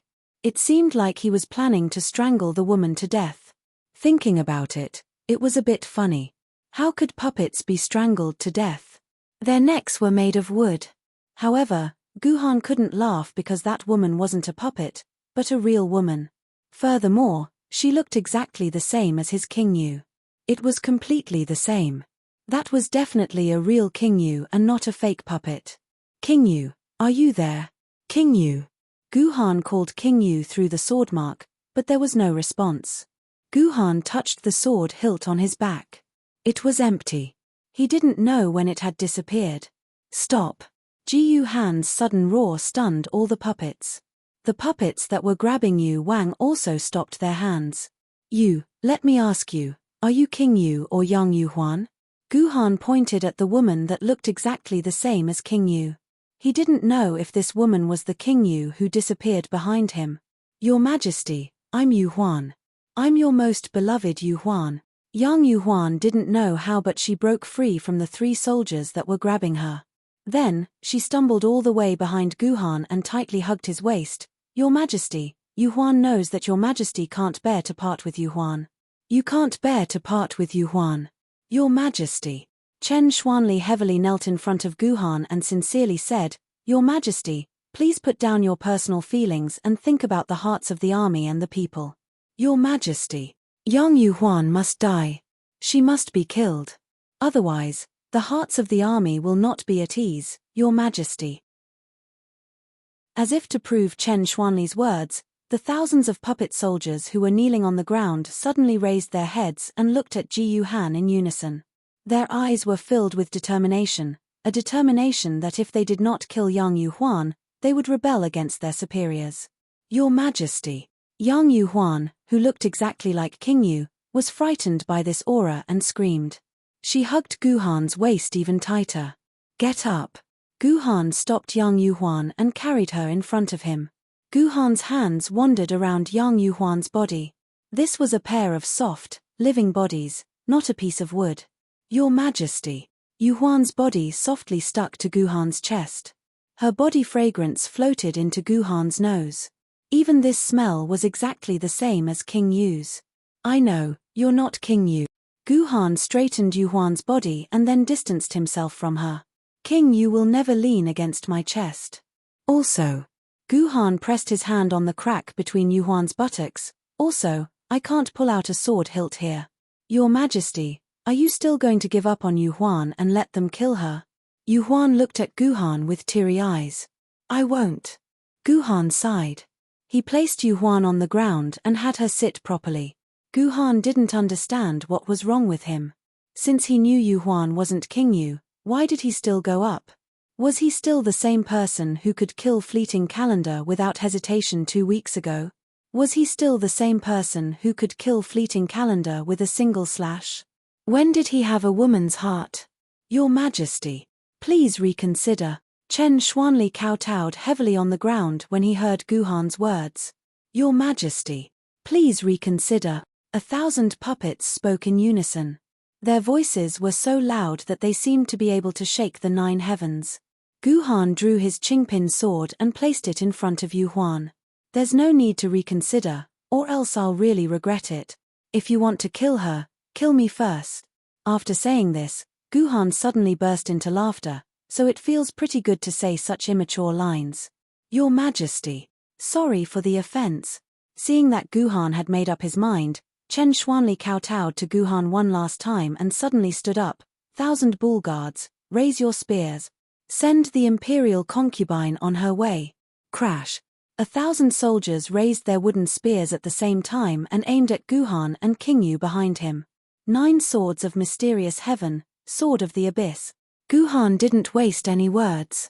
5 rays of sword qi shot out from his Qingpin sword and swept towards the neatly arranged puppets like a long whip. The might of sword of the abyss sword qi was terrifying. A few dozen puppets were hit by the sword qi and turned into a pile of splinters on the ground. However, a few dozen puppets were undoubtedly not enough to deal with 1,000 soldiers. Kill. The 1,000 bull guards weren't afraid of the sword qi. They quickly charged in front of Guhan and stabbed at Guhan with their spears. Guhan raised his Qingpin sword and blocked 7 or 8 spears in front of him. However, 4 or 5 spears stabbed at Guhan's back. Go to hell. Ji Yuhan turned around and chopped the 2 puppets behind him into pieces. However, a few more spears came stabbing towards him. Although Guhan's swordsmanship was unparalleled, he was helpless against an army that could kill any martial arts expert. His sword essence was only enough for Sword of the Abyss to release 25 rays of sword qi. Just now, 5 rays had only killed a few dozen. Even if it was multiplied by 5 times, it would at most kill 200. Against this army, it was like trying to put out a cart of firewood with a cup of water. Moreover, at this time, Guhan's sword mark was Qingpin, so his physique was naturally that of an ancient sword Qingpin. If Guhan had King Yu's physique, he could drag it out for 1 or 2 hours and slowly finish off these puppets. However, his current physique was only a few times stronger than a mortal's. Let alone an hour, even 5 minutes of intense battle would be too much for Guhan's body. Chapter 145. 1,000 Bull Guard. Fight to the death. The 1,000 Bull Guard was worthy of being the elite force that protected the great Tang Emperor. Even when fighting against their master, they were still able to maintain an extremely complete formation and formidable fighting strength. It was hard to believe that such an army would be scared into fleeing by the Anlushan army, which they hadn't even caught sight of yet. No matter how powerful an opponent was, Guhan was confident that he could rely on his movement technique and swordsmanship to toy with them. But when fighting against an orderly army, Guhan's swordsmanship wasn't enough. This was the first time Guhan had felt despair. The 1,000 Bull Guards formation was simply too tight. Even though Guhan had already slaughtered more than 100 puppets, the remaining puppets were still fearlessly charging at Guhan. Graceful movement techniques and peerless swordsmanship were all meaningless against an entire army. The simultaneous attacks of several dozen puppets put Guhan under attack from both sides. If only I could use the sword rend. Guhan was somewhat unwilling. The sword rend was a move of the 9 swords of the mysterious heaven that was specifically used to fight against armies. Each move was an area of effect attack, and it was much more effective against these puppets than a pure sword qi like the Sword of the Abyss. 1,000 Bull Guard, Hawk Formation. Chen Xuanli, who was commanding the army, gave the order to change the formation. The entire army instantly changed from the originally loose formation to the extremely powerful Hawk Formation. The pressure that Ji Yuhan faced instantly increased by more than several times. Several dozen seconds later, Guhan's body suddenly rippled and then shattered. System notice. Player Guhan, your personal shield has shattered. Time to reset, 30 seconds. Under the assault, The personal shield that had come from Qing Pin finally couldn't bear the pressure and shattered. This meant that Guhan had to use his own body to withstand the attacks of the dozen wooden spears. Damn it. Don't look down on these spears just because they were wooden spears. Imagine a dozen or so wooden spears stabbing into your stomach at the full speed of a devilish brat. That kind of numbing feeling on your back, and you'll know what kind of situation you're in. He didn't need to hit it too many times. He only needed to hit it 40 to 50 times. Even with the buff from the paw sword, Ji Han would still die immediately. Therefore, Ji Han couldn't let the wooden spear hit him. Sword of the Abyss. Another three-sword chi swept around Guhan like a whirlwind, shredding the dozens of IE puppets around Guhan to pieces. Guhan also took this opportunity to clear a gap. Let's go. He picked up Yang Yuhuan, who was behind him, and leaped into the air. Then, he used the heads of the puppet soldiers as plum blossom stakes, stepping on them one by one in an attempt to escape the encirclement. Your Majesty, please kill Yang Yuhuan. Before Guhan could take a few steps, 5 wooden spears suddenly appeared in front of Guhan in a fish-scale formation. I can't dodge. Facing 5 wooden spears, Guhan, who could even dodge the attacks of U-level Yuan Ku and Zunaida, actually thought that he couldn't dodge them. If Guhan had enough sword chi, he could use Sword of the Abyss to defend against the 5 wooden spears. However, the sword chi in Guhan's body was only enough to release the last 3 Sword of the Abyss. How could he have enough to use Sword of the Abyss? Although Guhan tried his best to dodge, one of the wooden spears hit Guhan's abdomen. An overwhelming pain instantly spread throughout Guhan's body. He could no longer run on the heads of the puppets and fell to the ground. Then, he was instantly suppressed by the dozens of wooden spears of the surrounding puppets. Your Majesty, I deserve to die 10,000 times. Chen Xuanli slowly walked in front of Guhan. The 5 wooden spears that Guhan couldn't dodge just now came from his hands. Your Majesty, I beg Your Majesty again to hand Yang Yuhuan over to me so that I can kill her as an apology to the world. Hee. You're just a puppet. Guhan sneered and spun the Qingpin sword in his hand. The last 3 sword energies rose from the ground and directly rushed towards Chen Xuanli, who was beside Guhan. At this distance, Guhan was confident that Chen Xuanli wouldn't be able to dodge his sword energies. Indeed, Chen Xuanli did not dodge, or rather, he did not dodge at all. He allowed the sword chis to slash his puppet body. But unlike the soldier puppets that were shattered by the sword chis, the 3 sword chis only left capsule-sized scratches on Chen Xuanli's body. They did not cause any fatal damage to Chen Xuanli. I should have thought of this. Since you're a puppet general, the materials used to make your body should be different from those small fish. Guhan sighed. He had used up the last bit of sword energy in his body and was pressed against the ground by several dozen puppets. He couldn't escape. Your Majesty, I ask that you issue a decree to execute Yang Yuhuan and restore justice to the people of the world. Even though the Emperor Guhan was pressed to the ground like a dog, Chen Xuanli still very respectfully knelt in front of Guhan and begged Guhan to kill Yang Yuhuan. I ask that Your Majesty issue a decree to execute Yang Yuhuan and restore justice to the world. The puppet soldiers that had just been fighting to the death with Guhan also knelt together with their general and begged Guhan to issue a decree to execute Yang Yuhuan. Li Longji, Yang Yuhuan has committed all sorts of evil and is not tolerated by the heavenly Tao. She should be executed. Don't disregard the heavens and ruin the destiny of your great Tang. Tens of thousands of rays of light suddenly descended from the bright sky. There were celestial maidens dancing in the air, colorful lotuses bursting forth, and endless Sanskrit shuttling back and forth. Good. Now even the gods of the heavens had appeared and begged Guhan to kill Yang Yuhuan. This scene was so imposing that even the most staunch of men would find it hard to suppress the fear in their hearts. I refuse. Guhan's eyebrows rose. You're just a bunch of puppets, she's just a puppet. How could I, the military governor, listen to the orders of a bunch of puppets like you? Do you think that you can confuse me with this flawed play? Guhan raised the Qingpin sword. Although he was on the ground, he still kept the tip of the sword aimed at Chen Xuanli's head. We issue a decree that Chen Xuanli deceived the sovereign and defied his superiors and should be executed. We issue a decree that the entire 1,000 Bull Guard is a traitor and should be executed. Chen Xuanli and the group of soldiers were slapped in the face with 2 resounding words. Chen Xuanli's unchanging scowl finally had a strange change. Your Majesty, have a safe journey. A wooden spear heavily struck Guhan's temple, and Guhan instantly fainted. When Guhan woke up again, he had already returned to the classroom from which he had set off. He was sitting alone on a chair, and there was no one around him. Junior, you're awake. The dark crow suddenly flew down from the lectern and landed on Guhan's desk. However, this time, the dark crow's voice wasn't that hoarse voice of a crow, but that of Lu Ban's. Are you Senior Lu Ban? Guhan greeted the dark crow with a fist. The dungeons of the game were adapted from real history and then partially processed. In other words, the fantastic scenes that Guhan had just experienced were personally experienced by the group of sword-bearers who had really saved King Arthur hundreds of years ago.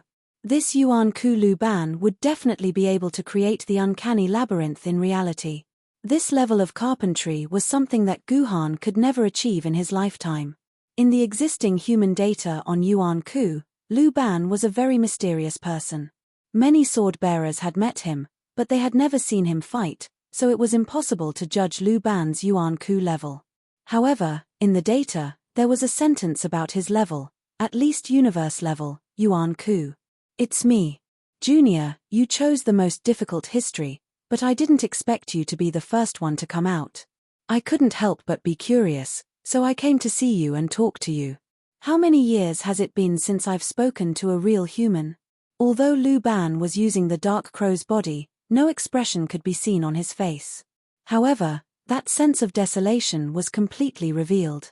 Senior, are you not contaminated by filth? Guhan was a little puzzled at first. This Lu Ban did not seem to have any intention of killing him. Otherwise, he would have died without a doubt.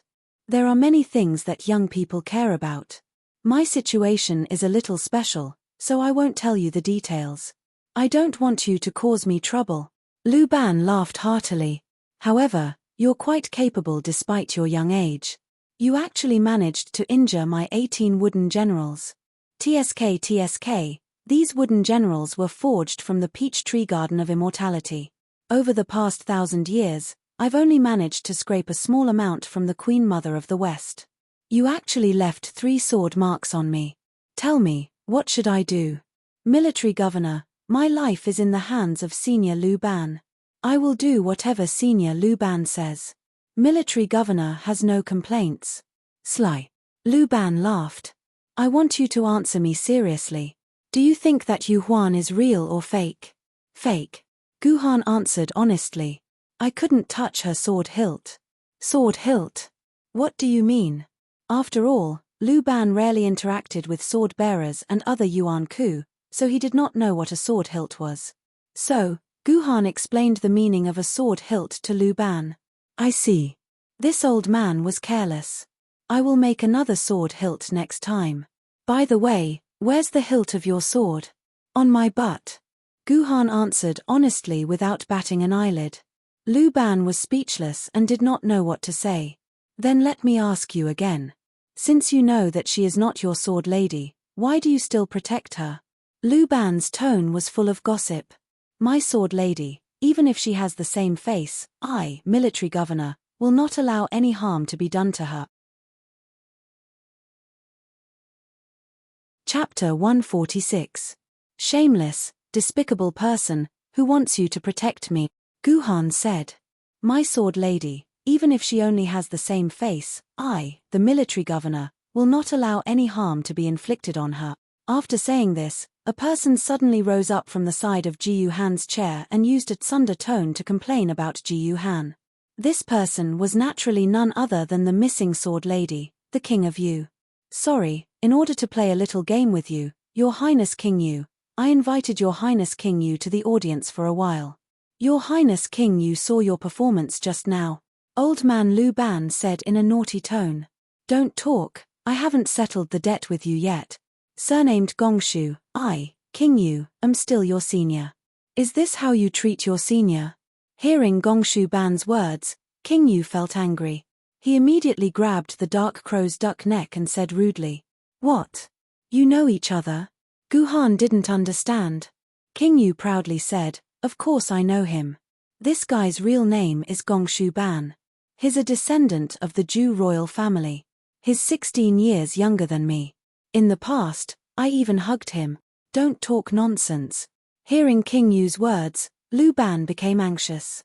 "This old man was born in the state of Lu, and you were born in the state of Yu. The two are thousands of miles apart. How could you hug this old man?" That's right, that's right." King Yu waved his hand.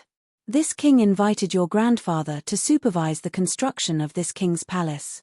You were born a year ago, and my palace was just completed. You followed your grandfather back to the state of Lu. At that time, you were still young, so you don't remember." King Yu spoke with certainty. However, Lu Ban was born 16 years later than King Yu. Plus, he was just a computer simulation, so he only stored information about humans. Other than that, he didn't know anything else, so he couldn't refute King Yu's words.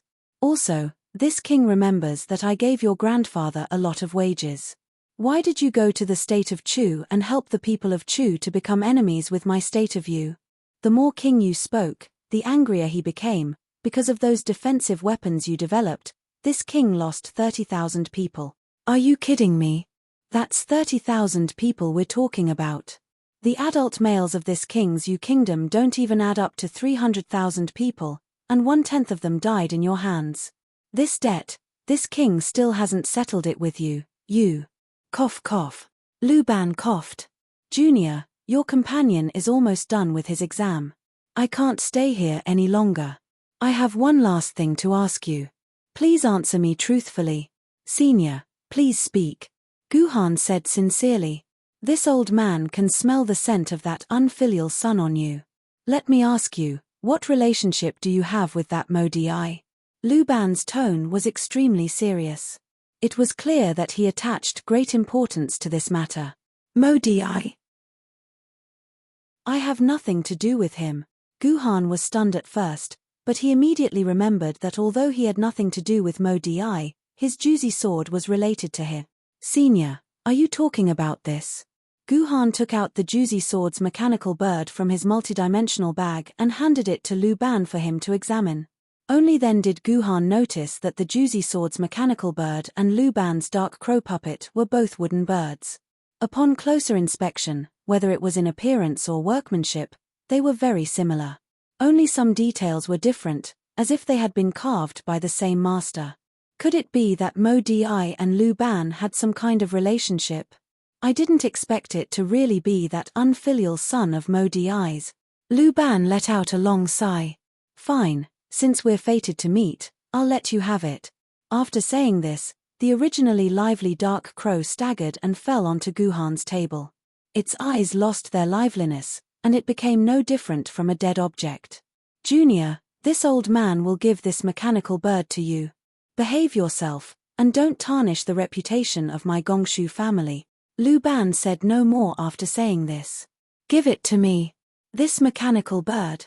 As soon as Guhan's hand touched the mechanical bird on the table, he suddenly heard such a system prompt. "System prompt, you have discovered the Juzi sword's mechanical bird. Do you want to pick it up? Please note that this item is a dungeon quest item. Once you pick it up, you will become an in-name disciple of the Gongshu family, which will have a certain impact on your future. I will become an in-name disciple of the Gongshu family if I pick it up." Ji Yuhan suddenly felt that this routine was very familiar. It seemed that a few days ago, he had also experienced this kind of routine. That time, he ate a 6 revolutions immortal pill of Ren School and was forced to become an in-name disciple of Ren School. It was indeed a trap. Although he knew that it was a trap, Guhan still did not intend to give up. He already had 5 tokens of the Juzi sword, and this would be the 6th. Although he did not know how powerful the Juzi sword was, judging from the hidden information on the internet, this Juzi sword was definitely not simple. Even if he could not become his own sword maiden in the future, it would not be bad to give it to Song Hammer, Liuonian Ling, or sell it. Wait, why did I think of giving it to Liuonian Ling? After Lu Ban left, only Guhan and King Yu were left in the classroom. Guhan had many questions about what had happened just now. He turned around and was about to ask King Yu something when he saw King Yu's face turn red. His body flashed and turned into a sword that was placed on the table. King Yu, can we talk properly? Guhan flicked the blade. How are we going to communicate like this? Why can't we communicate? Aren't I talking to you properly? King Yu said in Guhan's mind. Yes, his voice was transmitted directly into his mind. He was indeed speaking very nicely. As you wish. Guhan was not in the mood to argue with King Yu. He caressed the traces of time on both sides of King Yu's blade. King Yu, how many years has it been since you were born? About 3,500 years. Bastard, don't touch my body. Take your dirty hands off me. Interesting, Guhan caressed King Yu in her sword form.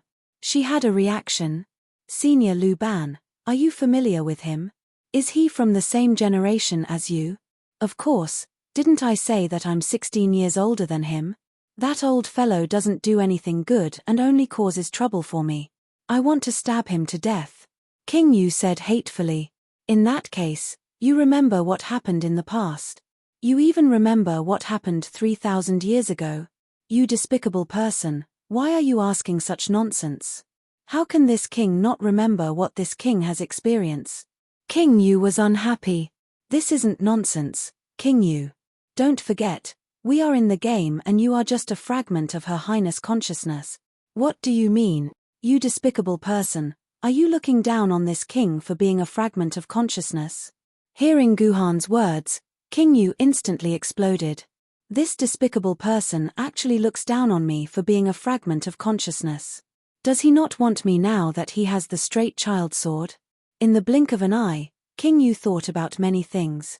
He thought very far, so far that he was forgotten by Guhan in his dimensional bag.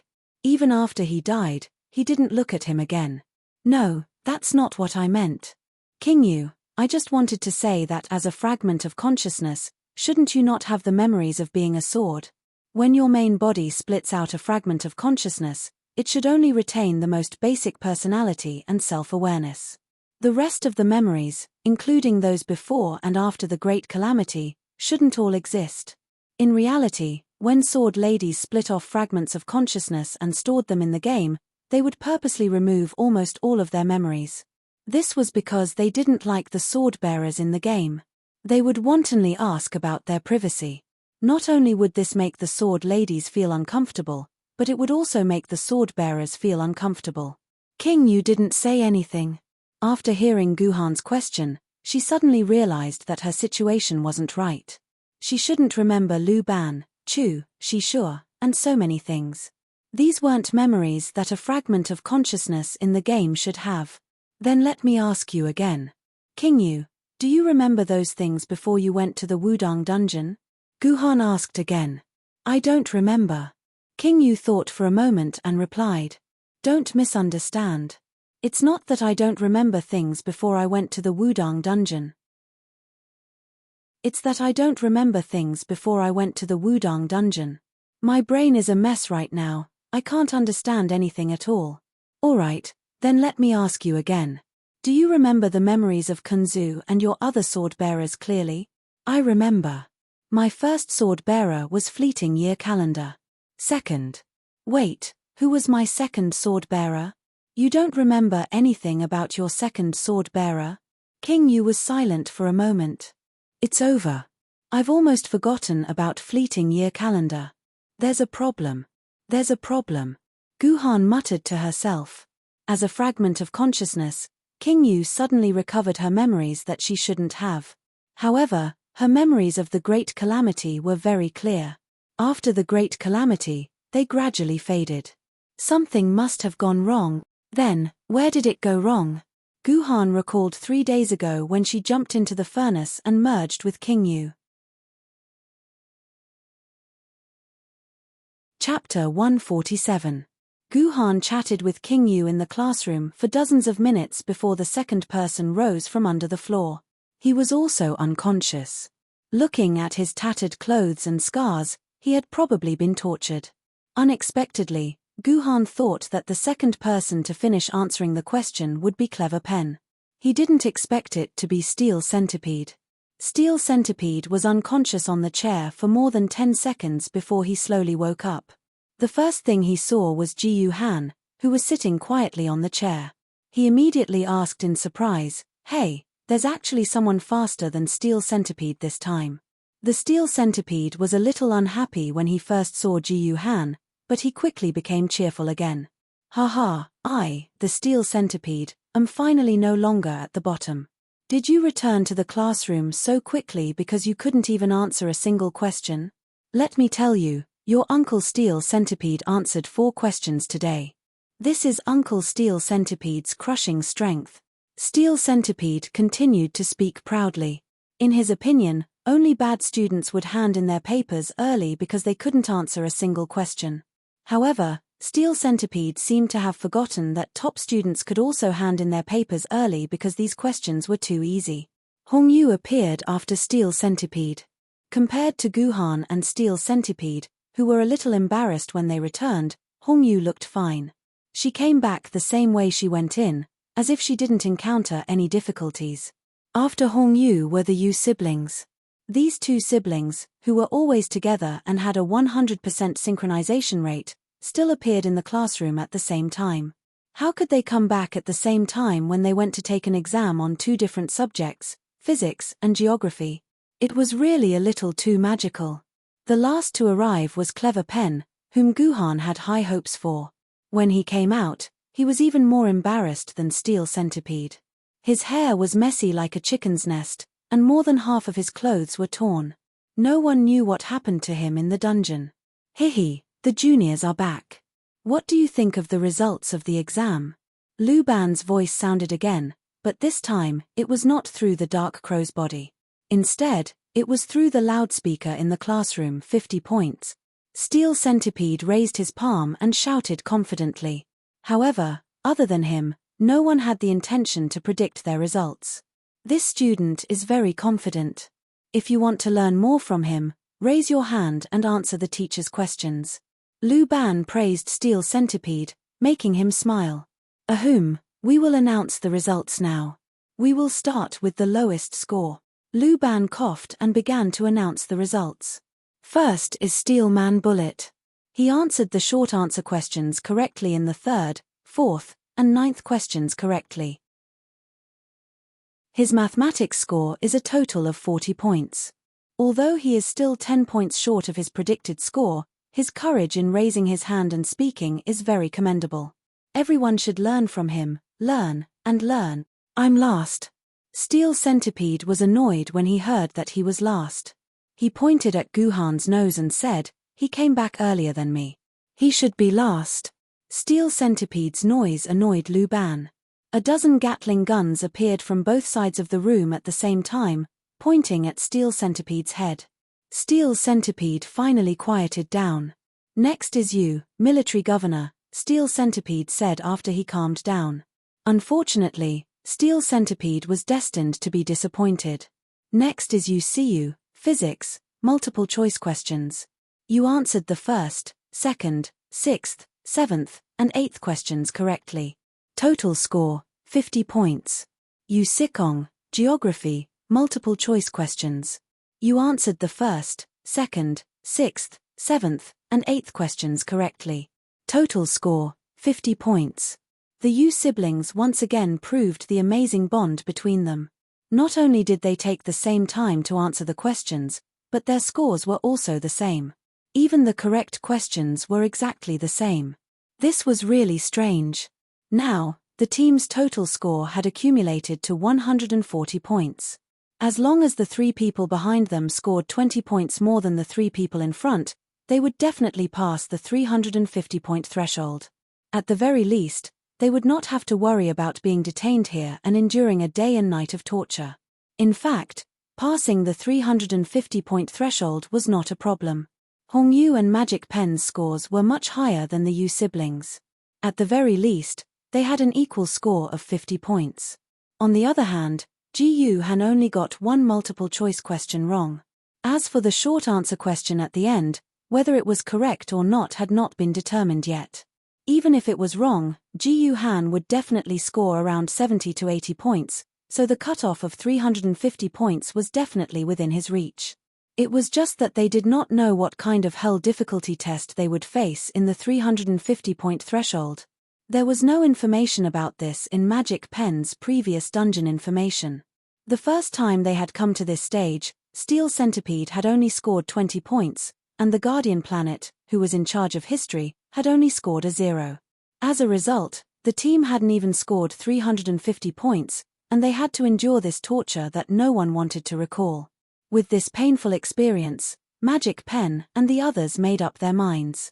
They would never take the middle road to face Luban again. Third place, Student Hong Yu, Politics, Multiple choice questions. You got the first, second, third, fourth, fifth, sixth, seventh, and ninth correct. Total score, 70 points. Congratulations, Student Hong Yu. You have passed the threshold. Hong Yu got 70 points, which meant that she was very close to getting 350 points. In fact, she was only 10 points away from the 400 points. It was not impossible for her to get 450 points to get to the second-tier university. So, the remaining question was, who was in first place, Magic Pen or Military Governor? Before the results were announced, everyone took it for granted that Magic Pen should be in first place.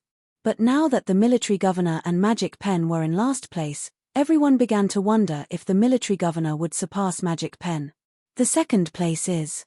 Old Man Luban could tell that something was wrong with the atmosphere in the team. He deliberately kept everyone in suspense before announcing loudly, the second place is the Admiral, History, 70 points for the first, second, third, fourth, fifth, sixth, and seventh multiple choice questions, and 30 points for the ninth short answer question. His total score is 100 points. Unbelievable, Guhan actually lost. Our main character had actually lost, and he had lost fair and square, without being tricked by the villain, nor had he eaten something bad beforehand, or the examiner being biased towards him. Ji Han, our main character, had lost fair and square just like that. It was really unbelievable. Guhan's gaze turned to Magic Pen, and Magic Pen also happened to look at Guhan. He smiled slightly, and his smile was very happy. Yeah. Boss Magic Pen won. I said that Boss Magic Pen would definitely crush this stupid military governor. Steel Centipede laughed loudly. Shut up. I've already flipped through more than a dozen chapters. When did you say that Boss Magic Pen would definitely win against the military governor? Hong Yu's unexpected words were rebutted by Steel Centipede, causing Steel Centipede's face to turn green. First place, Magic Pen Lansang River, language, multiple choice questions. First, second, third, fourth, fifth, sixth, seventh, and eighth questions are all correct. Total score, 80 points. The 10th question of the short answer is correct. 40 points. Total score, 120 points. Magic Pen had actually answered the 10th question correctly. Of everyone present, except for Magic Pen, everyone else got the 10th question wrong. From Guhan's experience, it could be seen that the 10th question had the most points, and the test was also the trickiest and most difficult. For Magic Pen to actually answer the 10th question correctly, it was obvious that his attainments in language were ordinary. Although he had lost to Magic Pen in terms of points, Guhan did not feel that it was unbearable. For the year 3001, history was a subject that was several times more difficult than language. Moreover, Guhan believed that as long as he followed the correct epic poem and ordered Chen Xuanli to kill Yang Yuhuan, he would be able to answer the 10th question correctly. The correct answer was already in Guhan's heart. It was not that he did not know how to answer it, but that he was unwilling to answer the seemingly correct answer. Juniors, your total score is 430 points. You barely passed the third-tier university. Are you ready to face the more difficult test? Luban said. The floor under everyone's feet cracked again. However, this time, everyone did not separate. Instead, they all landed in the same room. Juniors, the door to the altar is in this room. The key to open the door is also in this room. As long as you find the key and open the door, you can save the person you want to save. Good luck. After this sentence, Luban's voice did not appear again in the entire dungeon. Be careful. This is our first time facing this level. We have no experience. Everyone, be on full alert. The entire room was completely dark without any light. Only Magic Pen's voice could be heard. Everyone, gather around me and gather together. Following the direction of Magic Pen's voice, Guhan and the others gradually gathered together. Now, let's start the roll call. Steel Needle. Here. Military Governor. Here. Yu Siyu. Here. Yu Sikong. Here. Hong Yu. Hong Yu. The entire team was silent for a while. Captain, the team channel has been blocked. We can't contact Hong Yu through the team channel. I got it. Magic Pen let out a long sigh. Don't worry about Hong Yu for now. The most important thing now is to figure out our current situation. Do any of you have a lighting item in your dimensional pocket?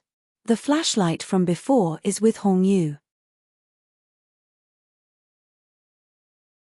Chapter 148. Boss, I still have a flashlight here. Yu Sikong took out a flashlight from her dimensional pocket and handed it to Magic Pen. Magic Pen pressed on the flashlight. Why didn't this flashlight light up? Sikong, why is this flashlight broken? Just as Magic Pen asked this question, he immediately realized that something was wrong. Although the game was a high imitation of the real world, it was impossible for game items to be inexplicably damaged. Magic Pen looked at the flashlight's attribute panel. There was no damage. Boss, my flashlight is broken too. Steel Centipede also took out a flashlight, but the result was the same as Yu Sitsong's. No light shot out. There's no need to look for a flashlight. I'm guessing that there's a magic circle here, a magic circle that can absorb all light. Guhan's voice suddenly sounded coldly. If I'm not wrong, this should be the Dark Knight Goddess Nyx's sect. There's a magic circle called the Dark Knight Vortex. I'm afraid we're in the Dark Knight Vortex right now. Dark Knight Vortex? If that's the case, then we're in big trouble. Magic Pen's expression could not be seen clearly in the darkness, but it must be very ugly. What evidence do you have to prove that this is the Dark Knight Vortex? It's simple. Take this. Guhan handed an item to Magic Pen. Magic Pen took the item and touched it with his hand. He immediately guessed the origin of the item. This is a lighter. That's right, it's a lighter.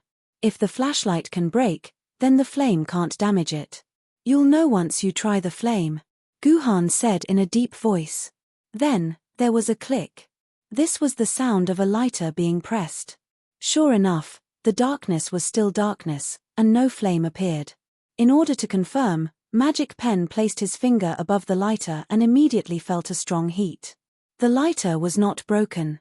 The flame was real, but the light produced by the flame had disappeared. All team members, immediately release your famed sword-level sword ladies into their sword lady forms. The enemy may launch a surprise attack on us at any time. After confirming that it was the Dark Knight Vortex, Magic Pen immediately gave the order. The team members released their sword ladies into their sword lady forms. However, the sparks of light that should have been present when the Sword Maiden was released were nowhere to be seen. This once again proved the existence of the Dark Knight Vortex. A few seconds later, countless fragrances appeared in the middle of this terrible mess of men, and the Sword Maidens were all freed. To Guhan's left, he could clearly feel a cold iron armor. It was Steel Centipede's sword mistress, Arendate. On the right, there was a body fragrance that was not very tall, but it smelled very sweet. It was so sweet that it made people feel like they were poisoned. This was ambergris, the unique scent of Yu Sitsong's sword lady. Reporting, Captain. The military governor did not release his sword maiden. Steel Centipede, who was standing beside Guhan, noticed that Guhan hadn't released the sword maiden, so he immediately snitched to his captain. Military governor, this is a critical moment. I hope you won't forget your promise. You are now my chess piece, Magic Brush said coldly. I am the sword master, trust me. Guhan replied confidently, I am more useful than King Yu. According to the information, the Dark Knight Vortex is a formation used by the believers of the goddess of night Nyx in the Western Temple of Light. It can borrow the power of the goddess of night Nyx to absorb all the light in the formation, causing this place to be in a state of eternal darkness. Magic Brush began to explain the Dark Night Vortex to his teammates. Boss, if this is really the Dark Night Vortex, then doesn't that mean that the Night Witch might also be here? Steel Centipede's voice was trembling. He didn't expect that the reputation of the Night Witch would make a big man like Steel Centipede feel afraid. It's not possible, it's definitely. Shadow Bearing is behind me. Halfway through his conversation with Steel Centipede, Magic Brush's voice suddenly became hurried. A gust of wind could be felt blowing past everyone, and after a moment, that gust of wind came back. Dear friend, sorry to let the Night Witch escape. This was a somewhat hoarse female voice. It sounded like the feeling of gravel rubbing against one's skin. This voice should be Magic Brush's sword mistress, Shadow Bearing Sword. It's very normal. Unless it's a spirit sword level sword wielder, who else can catch a Night Witch trying to escape in the Dark Night Vortex? Magic Brush didn't blame him, but instead comforted Shadow Bearing. Indeed, the difficulty of catching a Night Witch in the Dark Night Vortex was similar to catching a small fish in the sea. Night Witch was the family of the goddess of night Nyx. They were originally just mortals, but they were transformed into the Night Witch race by Nyx's power. The Night Witch race was the darling of the night. Their bodies were like ink, blending into the darkness of the night and then evolving into any possible form. This form could be a beautiful woman, a young child, a dog, a cat, a cloud of smoke, a wall, or even a dagger or a machine gun. As long as the Night Witch had enough magic power and enough analysis of the changing target, then they could transform. Although the Night Witch was only a flood dragon level Yuan Ku, with their physique, they were like fish in water in the dark. Fighting with the Night Witch in a place without any light was simply courting death. They're coming. Yu Seetsong's sword lady, who was standing on the right of Guhan, moved, and a crisp sword cry could be heard. This was Yu Seetsong's sword lady fighting with the Night Witch. In the pitch-black space, no enemies could be seen, only the crisp sword cries could be heard. This kind of terrifying atmosphere would make everyone fall into madness. There's more. Guhan felt two more murderous intents targeting the team. Yu Siu's Mandarin duck let out a delicate yell. He didn't know where she was, but she was fighting with the two new Night Witches. Not only that, Magic Brush sword lady, Shadow Bearing, also charged out because there were two more murderous intents. This meant that there were already 5 Night Witches in the dark. Mandarin duck, Shadow Bearing, these 3 sword ladies were worthy of being the top sword ladies among the famous swords. In a situation where they had completely lost their sight, they were actually unable to separate from the 5 Night Witches. For example, the current battle between Mandarin duck, Shadow Bearing was like asking a blind person to cut a fruit. This also proved that the 3 sword ladies' sword skills were very high. If you let King Yu fight like this, it would be a huge question whether he could even touch his opponent after 10 minutes. Here they come again, another 3 sharp murderous intents. This meant that 3 more Night Witches had joined the battle. If they joined in on one of the 3 sword ladies, then that sword lady would definitely not be able to hold on. It seemed like only Guhan had to do it himself. Guhan sniffed the source of the murderous intents. Halfway, he swept his King Yu sword horizontally and used the space to block a dagger that suddenly appeared. Seeing that the attack was blocked, the dagger instantly dissipated into a cloud of smoke, but at the same time, behind Ji Yu Han, 2 more daggers formed and pierced towards Ji Yu Han's back. Guhan twisted his body and dodged the 2 fatal daggers. Immediately, the 2 daggers disappeared just like the previous one. You want to leave? Guhan snorted coldly and suddenly stabbed his armpit with his King Yu sword. He felt as if he had stabbed a ball of jelly. Then he heard a mournful scream. Guhan knew that his attack had hit its mark. Kill. Kill. Kill. Guhan's hit seemed to have triggered some switch. More than 10 new murderous intents appeared at the same time. This meant that more than 10 Night Witches had appeared in the whirlpool of the night. These Night Witches ignored the sword ladies and Guhan who were fighting with their clansmen and directly targeted Wondrous Pen and the others who were standing in a circle. At this moment, other than Alondet who was still by Steel Centipede's side, only a group of unarmed swordbearers were left. One could imagine the terrifying damage a group of Night Witches would cause if they charged into the swordbearers. Not everyone was like Guhan, who could cut fruit blindfolded. Against these terrifying night witches, even Wondrous Pen could only run for his life without the Sword Lady's protection. He had no ability to resist. Not good, Steel Centipede, order Alondet to raise his shield. Wondrous Pen gave Steel Centipede the order almost at the same time the night witches charged at him. Alondet, raise your shield. Steel Centipede ordered, and a giant shield appeared on Alondet's wrist. Alondet raised it above his head and all sorts of banging sounds could be heard. This was the sound of the night witches' weapons attacking Alondet's giant shield. This was Alondet's advanced skill, Round Table Giant Shield. Advanced skill, Round Table Giant Shield, consumes 1500 sword energy per second. Allows Alondet to raise the giant shield on his arm and absorb all damage within 10 square meters. Damage is reduced by 30%. Lasts for a maximum of 60 seconds. Cooldown of 3 minutes. Captain, Alondet can only last for 60 seconds. What should we do after 60 seconds? Steel Centipede asked anxiously. Why don't we use double sword combination? We can kill these night witches in one move. Double Sword Lady was a skill that could only be used by double sword ladies. It was equivalent to using 2 ultimate skills at the same time. Its power was astonishing. Double sword combination was an area of effect skill. As long as it was used, it could instantly kill all the night witches. However, this was Wondrous Pen's final trump card. Double sword combination's cooldown was calculated in hours. Double sword combination's cooldown was a full 5 hours. Wondrous Pen still had great use for this skill. No. Wondrous Pen decisively refused. If we use our ultimate skill now, what should we do in a few hours? Chapter 149. It would be great if we could dispel this darkness. As long as there is no darkness, these night witches are no match for us sword ladies. Yu Sikong lowered her head and pondered, Boss, is there no way to dispel this night vortex? There is. Wondrous Pen nodded. If Mingyu was here, her sunset sword's golden crow fire could restrain all darkness.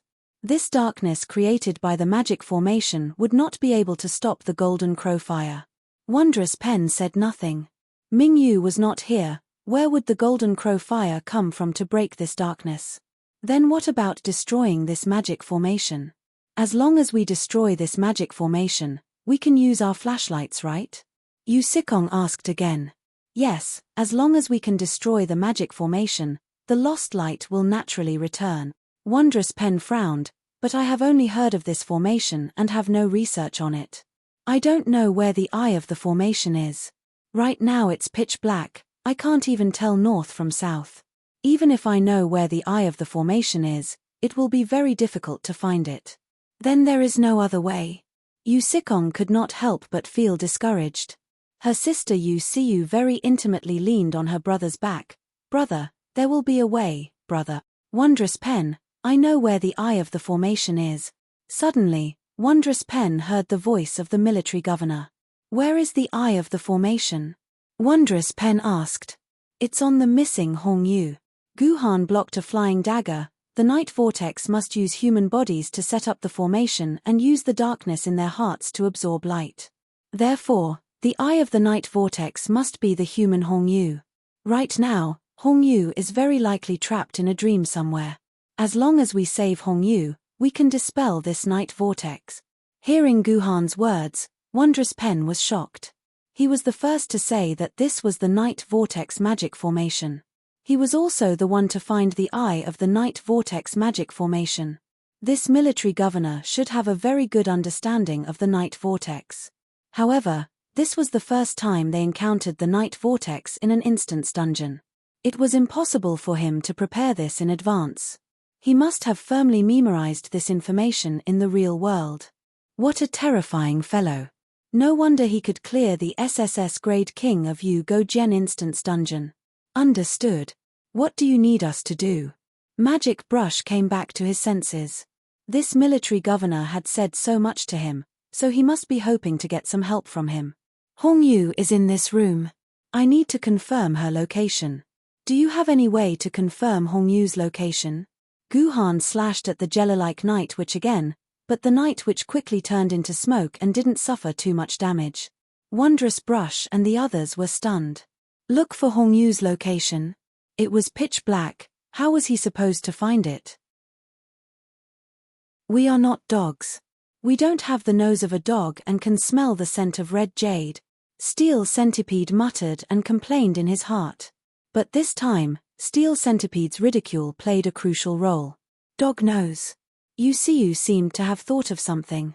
When I passed the physics exam, I received a mechanical dog. This thing kept showing that it was a mission item and could not be used, so I didn't pay attention to it.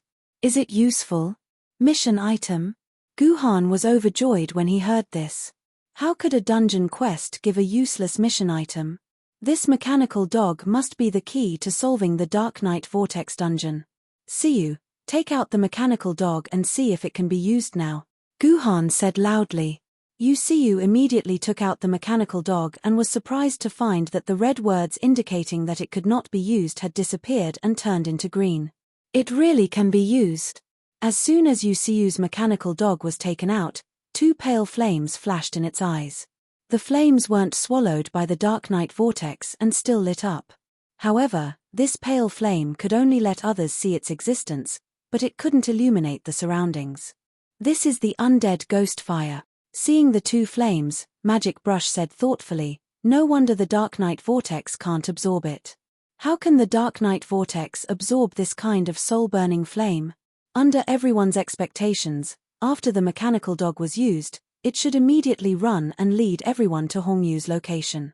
However, almost 10 seconds had passed, and there was still no movement from the mechanical dog.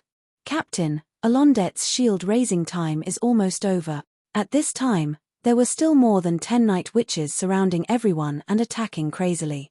However, these attacks were all absorbed by Alondette's shield. Although these night witches' attacks were very high, the defense effect of Alondette's full body armor wasn't just for show. Even if there were 10 more night witches, without 10 minutes of continuous attacks, they wouldn't be able to break Alondette's shield. Passive skill, perfect full body armor. Any attack that can't pierce through Alondette's armor will have its damage halved on the shield. Any attack that can pierce through Alondette's armor will have its damage doubled on the shield. These night witches' attacks couldn't pierce through Alondette's armor. However, Alondette's shield raising time was limited. Once the shield raising skill disappeared, these attacks that didn't hurt Alondette would be able to kill Steel Centipede and the other sword wielders. Therefore, Magic Pen and the others didn't have enough American time to wait for this mechanical dog. However, after this mechanical dog was released, it stayed in place and didn't move at all. Could it be that Guhan had guessed wrong and this mechanical dog's purpose wasn't here? Quick, take out 1 or 2 of Hong Yu's items. Anything that has Hong Yu's scent will do. Quick. Magic Pen was the quickest to react. It was a dog, so it had to first smell the target before it could start searching for it. Hong Yu's items. Everyone was stunned for a moment. They just remembered that they didn't seem to have Hong Yu's items on them because Hong Yu never gave her things to others. Cat. Hearing Magic Pen's words, Guhan took out a silk handkerchief from his dimensional pocket and threw it accurately in front of the two pale flames. This silk handkerchief was what Hong Yu had given to Guhan to wipe his face before he entered the basement. He didn't expect it to come in handy at this time. Guhan threw it very accurately, right under the mechanical dog's nose. The mechanical dog sniffed hard and began to run in one direction. Go, follow those two flames. Let's go. Magic Pen's tone was a little hurried. Everyone followed closely behind the two pale flames. From their current position, they ran for about 10 meters before the two flames finally stopped. Search the surroundings. Hong Yu should be here. As soon as Magic Pen's voice fell, Yu Sikong shouted excitedly, found it. Hong Yu is here. Hong Yu is here. At this moment, Hong Yu was curled up like a baby and sitting on the ground, in a deep coma. It seemed that she was indeed trapped here as the eye of the array. Hong Yu, wake up. Wake up. No matter how loudly everyone shouted or hit her, Hong Yu couldn't wake up from her sleep. At this moment, Alondette's shield raising time came to an abrupt end. Ah! Pain, pain, pain. Ah. Big brother is in so much pain. Ah. Good sister, big brother is in pain too. A few sorrowful cries could be heard. This was the reaction of the night witches who had lost the ability to raise their shields to block the attacks. The attacks of the night witches landed on the bodies of Wondrous Pen and the others. However, this wasn't enough to kill Magic Pen and the others for the time being. With the shield that they shared with the sword ladies, it wasn't a big problem for them to hold on for a few more minutes. The most important thing now was to wake up Hong Yu as the eye of the array. Otherwise, when everyone's shield broke, the team would be wiped out. However, how could they wake up the sleeping Hong Yu? Everyone was at a loss. How is it? Is Hong Yu awake? Gu Han retreated as he stood and arrived beside Hong Yu. At the same time, the other sword ladies also drew the battlefield to their swordsman's side. No. Magic Pen's tone was a bit dejected. Hong Yu must have been hit by the Western Temple's dark magic. If there's a purifying sword lady here, she should be able to cleanse the dark magic from Hong Yu's body. Damn it, isn't this the Martyr's Palace's territory? Why is there a Western Temple's magic array here? Yuan Ku, dark magic. Have the Martyr's Palace and the Western Temple formed an alliance? Yu Sikong complained in confusion. That's not strange. All the Yuan Kus in the world are together.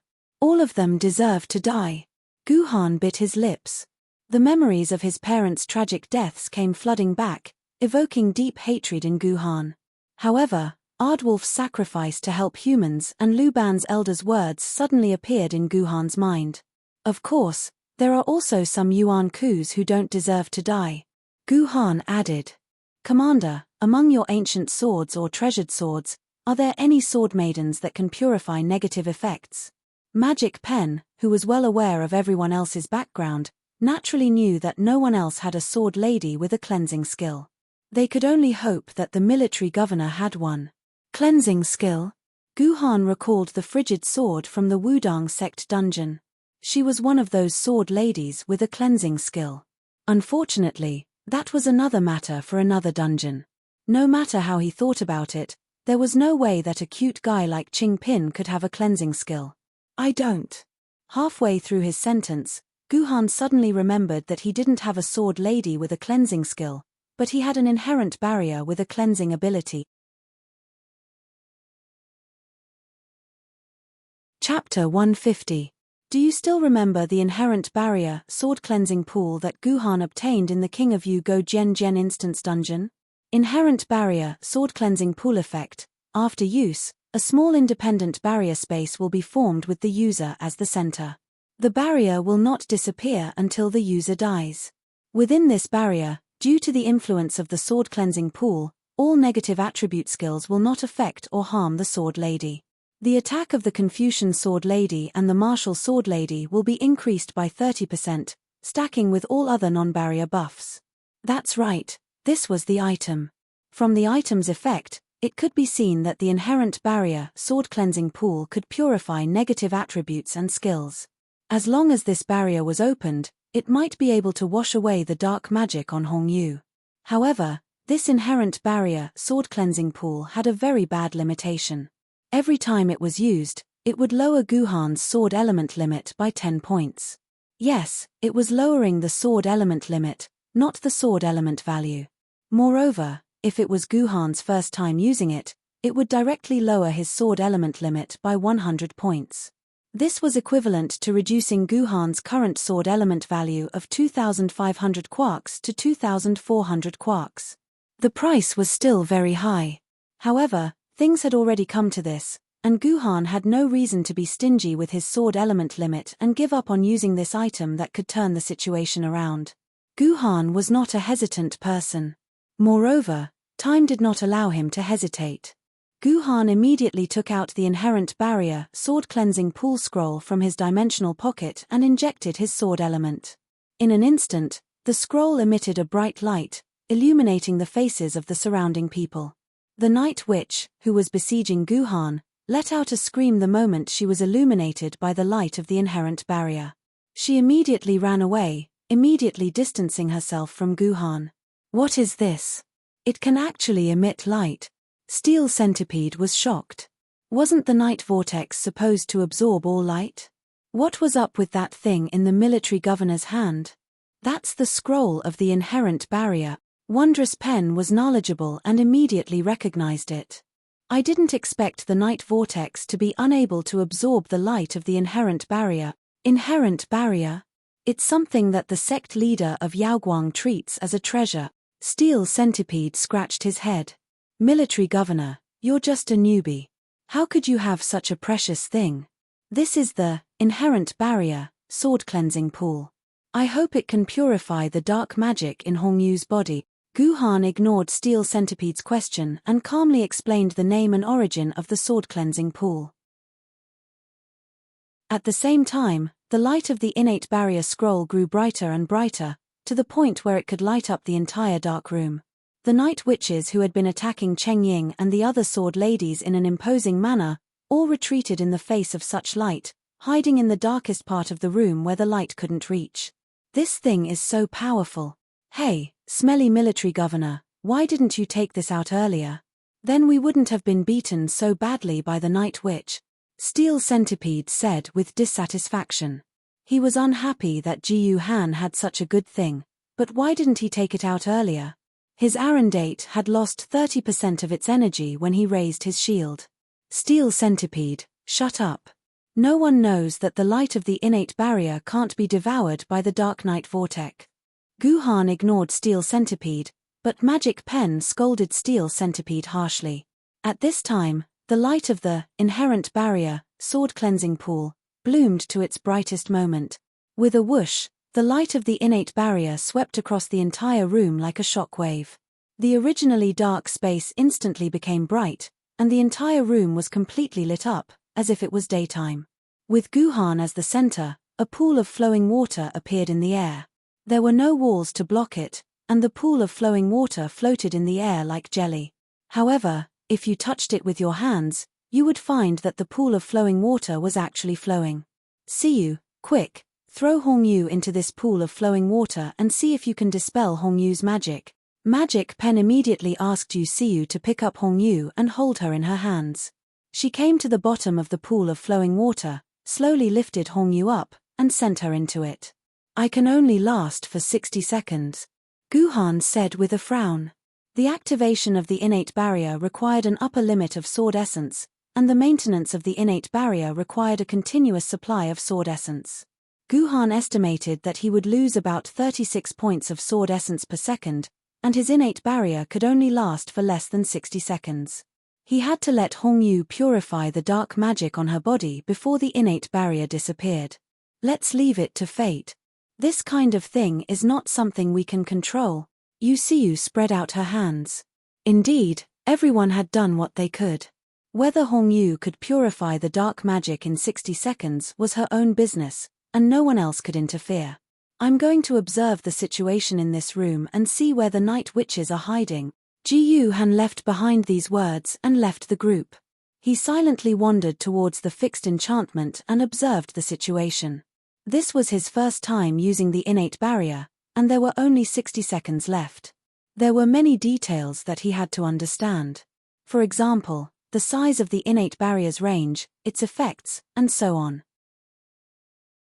It was said that the range of the innate barrier was not fixed, but determined by the ability of the holder and the strength of the mind. According to the information, Ming Yuan Gendi's innate barrier, Phoenix Palace, could replace a space the size of 2 Japanese mulberry continents. Of course, Guhan was not as powerful as Ming Yuan Gendi. After his sword purification pool was opened, it was only about 1 square kilometer in size, and could barely contain more than half of the room within his innate barrier. The activation of the innate barrier required an upper limit of sword essence, and the maintenance of the innate barrier required a continuous supply of sword essence. Guhan estimated that he would lose about 36 points of sword essence every second. His innate barrier could only last for less than 60 seconds, and he had to do it before the innate barrier disappeared. The innate barrier also had a boundary. Generally speaking, only by killing the holder of the innate barrier could one break the boundary and escape from this world. But if your strength was strong enough and you had enough time, You could break a hole by repeatedly attacking a node on the boundary of the boundary. That way, you could break free from the boundary controlled by the enemy. Because the innate barrier and the holder's mind were one, Guhan could clearly feel the boundary of the innate barrier, as well as a group of fellows who were launching a desperate attack on the boundary. These fellows were none other than the night witches who had escaped. Under the cover of the light, the night witches, who could transform at will in the darkness, had lost their greatest support.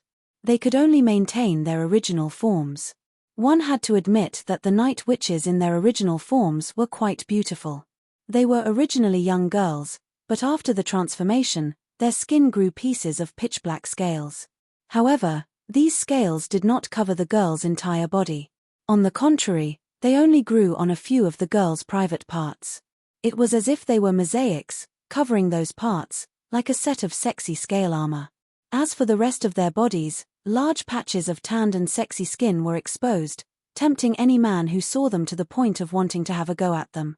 It was said that in the real world, the night witches used their sexy bodies to lure men into a dark space, and then killed them as sacrifices to the goddess of the night, Nyx.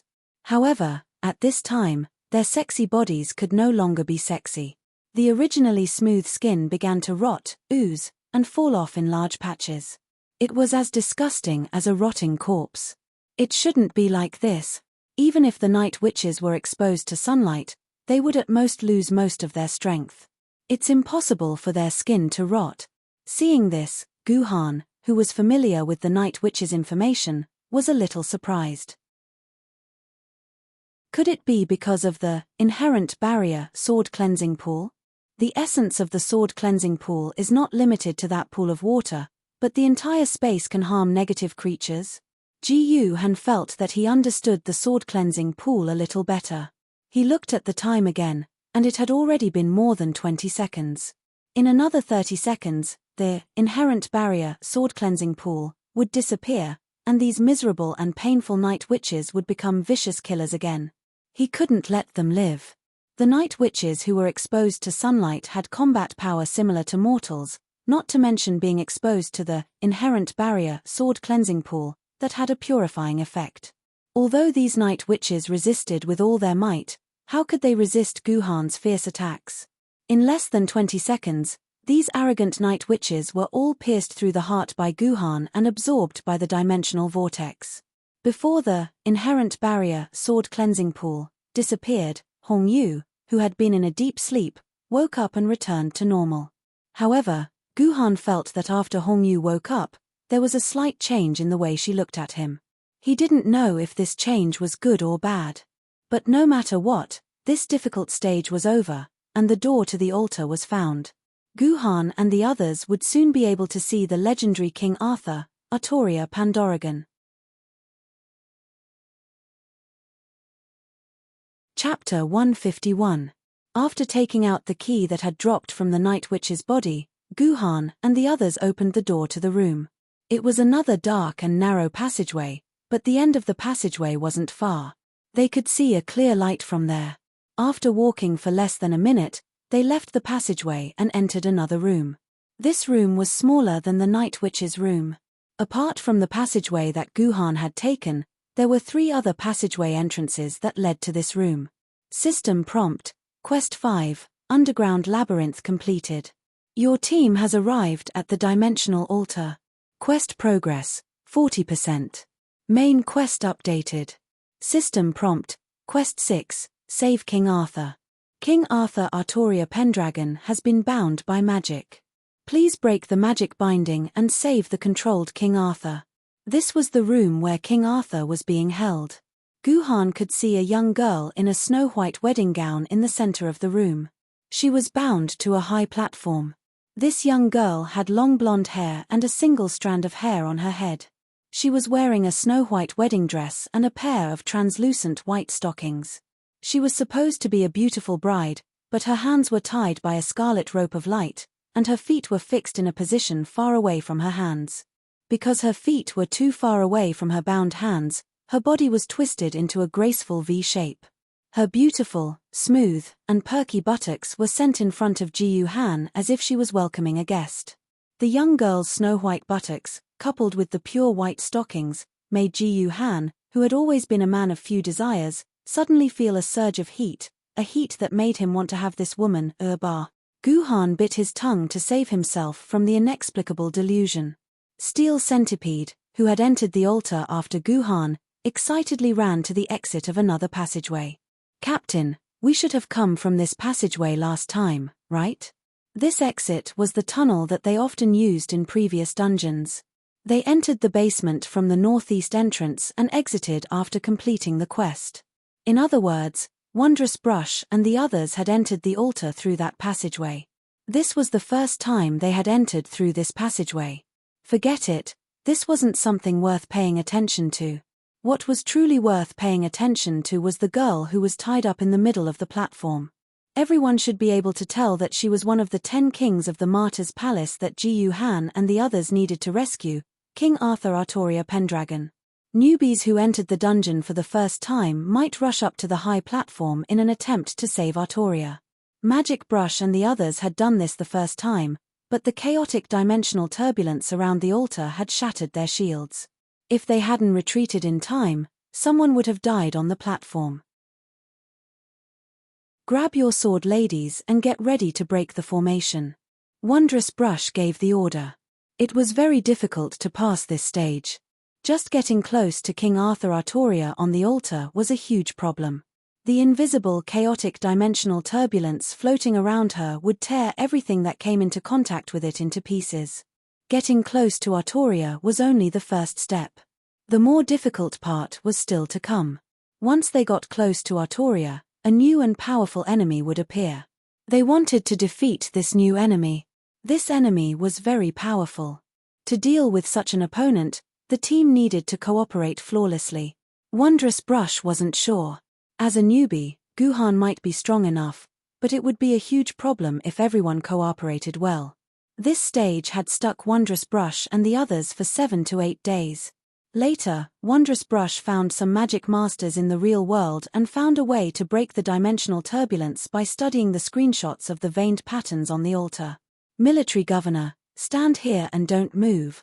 Hong Yu, take over the position of Guardian and listen to my command. Wondrous Brush's method of breaking the formation required the 5 of them to act strictly according to his instructions without any mistakes. Originally, Hong Yu wasn't among the 5 of them. The other 5 were very familiar with this method and didn't need Hong Yu to join them. However, Guardian Planet had already left. Wondrous Brush was naturally worried about the newbie Guhan, so he could only let Hong Yu take over the position of Guardian Planet. After all, Hong Yu had seen the 5 of them break the formation so many times. See you, old rules. You enter the altar first. Take 3 steps forward and destroy the rune in front of you.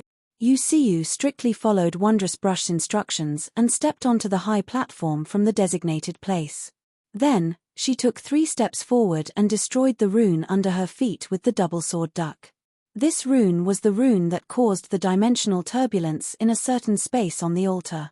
As long as this rune was destroyed, that space would return to peace.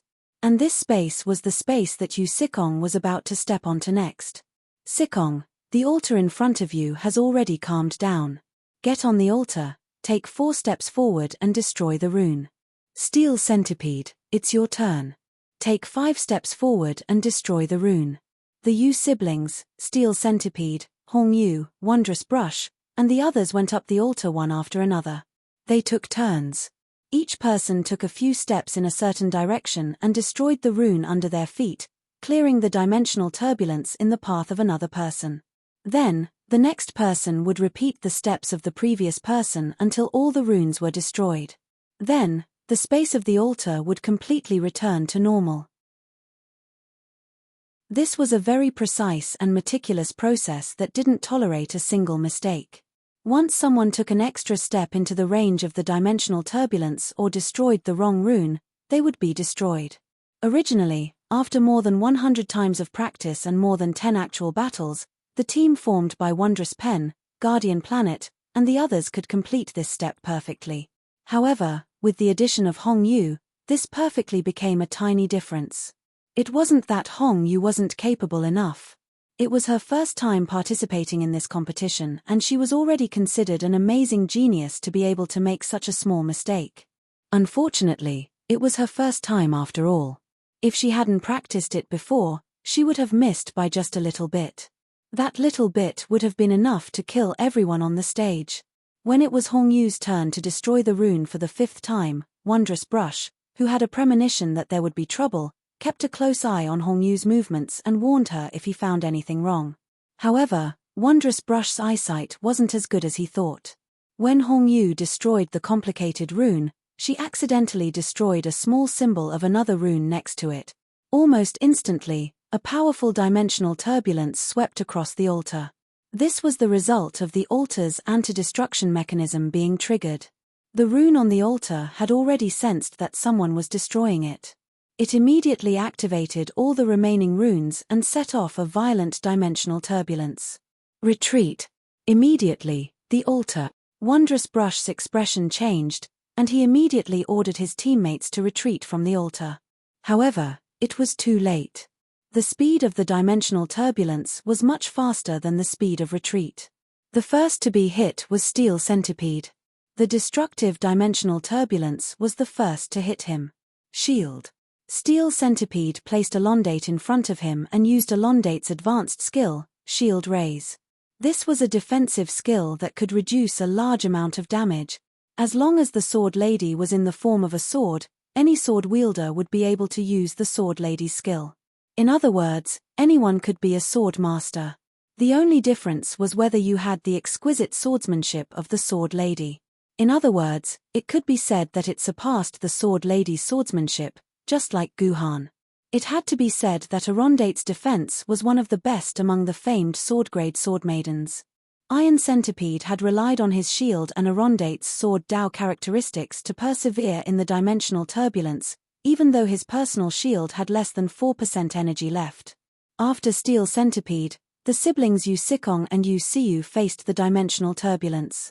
Fortunately, in the process of moving and destroying the runes, the Yu siblings were very lucky to be very close. If either of the Yu siblings faced the dimensional turbulence alone, only death would await them. However, it was a different story when the siblings were together. Dual Sword Mandarin Duck. Dual Sword Mandarin Duck. Fusion. This was a unique ability of dual swords. It could fuse the personal shields of both sides together, allowing the two sword wielders to share a double shield. At the same time, their attack and defense would increase by 50%. This was the reason why the Yu siblings were able to rank second on the list of famous swords, virtual list. After their fusion, their attack and personal shields had reached an abnormal level. Even when facing some spiritual sword ladies, they were not inferior. Coupled with their invincible ultimate move, they were an existence that struck fear into the hearts of famous sword rank powerhouses. With the help of the fusion shield, the Yu siblings also resisted the dimensional turbulence. What was left was Magic Pen and Hongyu. These two did not have methods to strengthen their defense like Steel Centipede and the Yu siblings. In the face of the dimensional turbulence, they could only wait for death. Chapter 152. I'm going to die. This was Wondrous Pen's thought as he faced the dimensional turbulence. Although his shadow-bearing sword was a Confucian treasured sword, it was a rare sword maiden with a murderous nature. The strength of the close-fitting shield was even weaker than that of a famed sword maiden, and it did not have any defensive skills. Wondrous Pen was truly unable to withstand the dimensional turbulence's area of effect attack. Hongyu, hide behind me. With me helping you reduce the intensity of the dimensional turbulence, you should be able to survive. At the critical moment, Wondrous Pen displayed his gentlemanly charm and gave Hongyu the chance to escape. You want to die? It's not that easy. At some point, Guhan had suddenly blocked in front of Wondrous Pen. At the critical moment of life and death, the tip of the Yu King sword propped up an umbrella of sword chi and collided with the chaotic dimensional turbulence. This person's sword chi can actually block the dimensional turbulence. Wondrous Pen was truly shocked. Sword chi could not contend with the dimensional turbulence. This was common knowledge to every sword wielder. However, Guhan's sword chi was actually able to withstand the dimensional turbulence head-on. This meant that the density and purity of his sword chi had far exceeded most sword wielders. Perhaps only an immortal sword maiden or a top-notch sword master like the mystic spirit sword could achieve this. This was the power of Guhan's 9 swords of mysterious heaven. As long as there was enough sword essence, Guhan could rely on an immortal sword maiden to fight it out with an immortal sword maiden. The dimensional turbulence could not be sustained for a long time. Furthermore, once it erupted, the dimensional turbulence bound to the dimensional altar would completely disappear. When the turbulence gradually subsided, the runes on the altar would also lose their effects. Everyone did not need to break the runes anymore. They just needed to go to King Arthur Artoria's side to save her. However, the others did not move. Instead, they gradually gathered together. Listen to my command. Everyone, immediately release your immortal sword maidens and prepare for battle. Wondrous Pen paused for a moment. This will be a tough battle. He said this to Jiyu Han. After removing the threat of the spatial turbulence, the team had to face the meteor-grade Yuan Ku boss, Grand Magus Merlin, who was guarding King Arthur Artoria. Because of King Arthur's confession after defecting to the humans had a relatively complete understanding of a certain period of England's history. They also had a very comprehensive understanding of the great mage Merlin.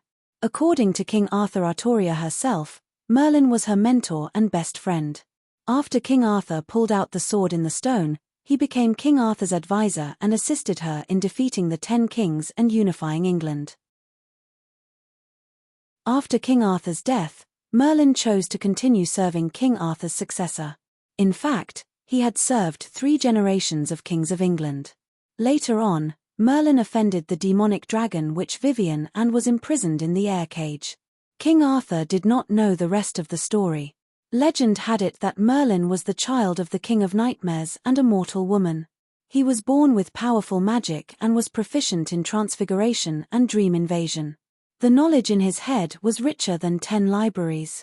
He was one of the 4 most powerful mags in the Western world. For some unknown reason, Merlin, who was supposed to be King Arthur's companion, had become the final boss guarding King Arthur Artoria. In the previous battle, Clever Pen and the others had used up almost all their strength to defeat Merlin, but that was all they could do. After Merlin was injured, he turned into smoke and disappeared without a trace. However, after Merlin disappeared, he left behind a scroll. Using this scroll, they could remove the magic chains that bound King Arthur. Thinking back to those battles, Magic Pen and the others still felt that it was very tragic. Not only did their famed swords-level sword maidens' durability fall below 5%, even the ancient sword maidens and treasure sword-level sword maidens were forced to come out to fight. In the end, they had to rely on Hongyu ultimate skill to barely injure Merlin. Steel Centipede, your Arendate is responsible for blocking Merlin's attacks. Remember, you have to find the right time to cast Arendate's basic skill to interrupt Merlin's spells. Rain, Sikong, your dual swords are the main damage output. Fight Merlin head-on. When Merlin plans to cast an 8th level spell or above, you must take away his magic staff so that he can't attack. If he uses a forbidden spell, immediately enter the fusion state and break his shield before he casts the spell. Hongyu, your Hongyu will follow the old rules and secretly look for Merlin's fatal weakness. You must injure Merlin severely, or else we won't be a match for him. Military Governor, you'll take over the responsibility of guarding the planet. You'll be responsible for restraining Merlin's flanks and protecting Hongyu while dealing damage to Merlin. Magic Pen quickly arranged all kinds of orders. He was indeed a very skilled veteran, but he seemed to have forgotten one thing. Boss, I might not be able to handle Merlin. Steel Centipede raised his hand with a bitter expression. The spatial turbulence just now left Arendate with only 4% of his shield's energy.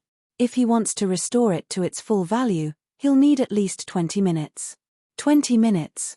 Magic Pen's forehead began to moisten. In at most a minute, Merlin would respawn. 20 minutes later, even the daylilies would be cold. Captain. Us siblings have also used our fusion. If we want to use it again, we'll have to wait for about 10 minutes. The Yu siblings informed Magic Pen of another grievous news. Merlin was a great wizard who could use forbidden spells. Once Merlin used his forbidden spells, it would be a destructive force. Apart from Arondatit, who was at his peak condition, no one else would be able to survive. Naturally, forbidden spells needed a long channeling time. During this time, they just had to attack Merlin and interrupt his casting. But Merlin wasn't a fool. Before casting the forbidden spell, he would first use the 8th level Water Glory to create a water-type shield to protect himself. Shui Mu Tianhua's defense was very strong. In the previous battle, only when everyone attacked the same point and the Yu siblings entered their fusion state would they be able to break Shui Mu Tianhua's defense and interrupt Merlin's forbidden spell. This was also the reason why Steel Centipede had suggested that the Yu siblings use their fusion ability to clear the battlefield during the battle with the Night Witch. However, Magic Pen had refused because this skill needed to be used on Merlin. In short, Arondate's defense and the Yu siblings' fusion ability were the most important to defeating Merlin. Without these 2 points, it was impossible to defeat Merlin. But now, Steel Centipede's shield had been destroyed, and the Yu siblings' fusion needed time to cool down. These 2 most important combat powers had lost their abilities. Retreat! Retreat! Magic Pen gritted his teeth and made this decision. While Merlin hadn't respawned yet, everyone immediately left the dungeon and gave up on this mission. Without the combat power of Steel Centipede and the Yu siblings, fighting Merlin rashly was 100% suicide. Magic Pen's decision was very decisive and correct, but it was still a bit late. Guests from afar. Since you've come here, why leave? A leisurely voice said faintly. Immediately, a pale-faced but extraordinarily handsome man with red lips and white teeth appeared. Wearing a pointy wizard hat and a black wizard robe, the wizard slowly walked in front of Guhan and the others. I'm Merlin. Thank you for your hard work. Great Wizard Yuan Ku Merlin, who was comparable to an advanced spirit sword level, suddenly appeared in front of everyone. Something's wrong. This was everyone's first thought, including Guhan. In the previous records of Wondrous Pen and the others, Merlin had always appeared directly beside King Arthur and attacked the invaders without any delay. There was no such opening nonsense, and he had even taken the initiative to walk in front of Wondrous Pen and the others. More importantly, Merlin previously had the image of an old man with a white beard hanging down to his chest and a face full of wrinkles. Now, he had turned into a handsome young man. Prepare for battle. Military Governor and I will hold Merlin back. Everyone else, evacuate the dungeon. Seeing Merlin's appearance, Magic Pen's face turned cold. He planned to let himself and the military governor, who were the strongest among the 6, delay Merlin and create an opportunity for the others to escape through the dungeon. No hurry, no hurry. If you want to escape, you can do so at any time. I won't stop you. Merlin laughed heartily. Of course, it's best if you can take Artoria with you. Then I'll be very grateful. You want us to take Artoria away? Magic Pen's eyes narrowed. You won't stop us. Why should I stop you? Merlin smiled even more happily. You juniors might not know this, but when Artoria and I were still alive in the modern world, we were best friends, master and disciple. Without me, Artoria would not have the glory of unifying England. Why would I want to harm Artoria? It doesn't make sense. But the previous few times, this Merlin wasn't like this. The one who stopped us and wanted to kill us was also you. Magic Pen thought silently. There must be a conspiracy, but what is it? We obviously don't have the power to resist him. He doesn't need to deceive us. Hong Yu, go and save King Arthur Artoria. We'll take her away. Magic Pen said to Hong Yu. Yes. Hong Yu originally wanted to say that she did not have a scroll to remove the magic chains, so how could she save King Arthur? However, seeing Magic Pen's calm face, she knew that Magic Pen must have his own arrangements. Wait, bring this along. Otherwise, you won't be able to save Artoria. Merlin smiled, and a scroll flew into Hong Yu's hand. You Orientals have a saying, send the Buddha to the West, right? You're tuning in to the Celestial War YouTube channel.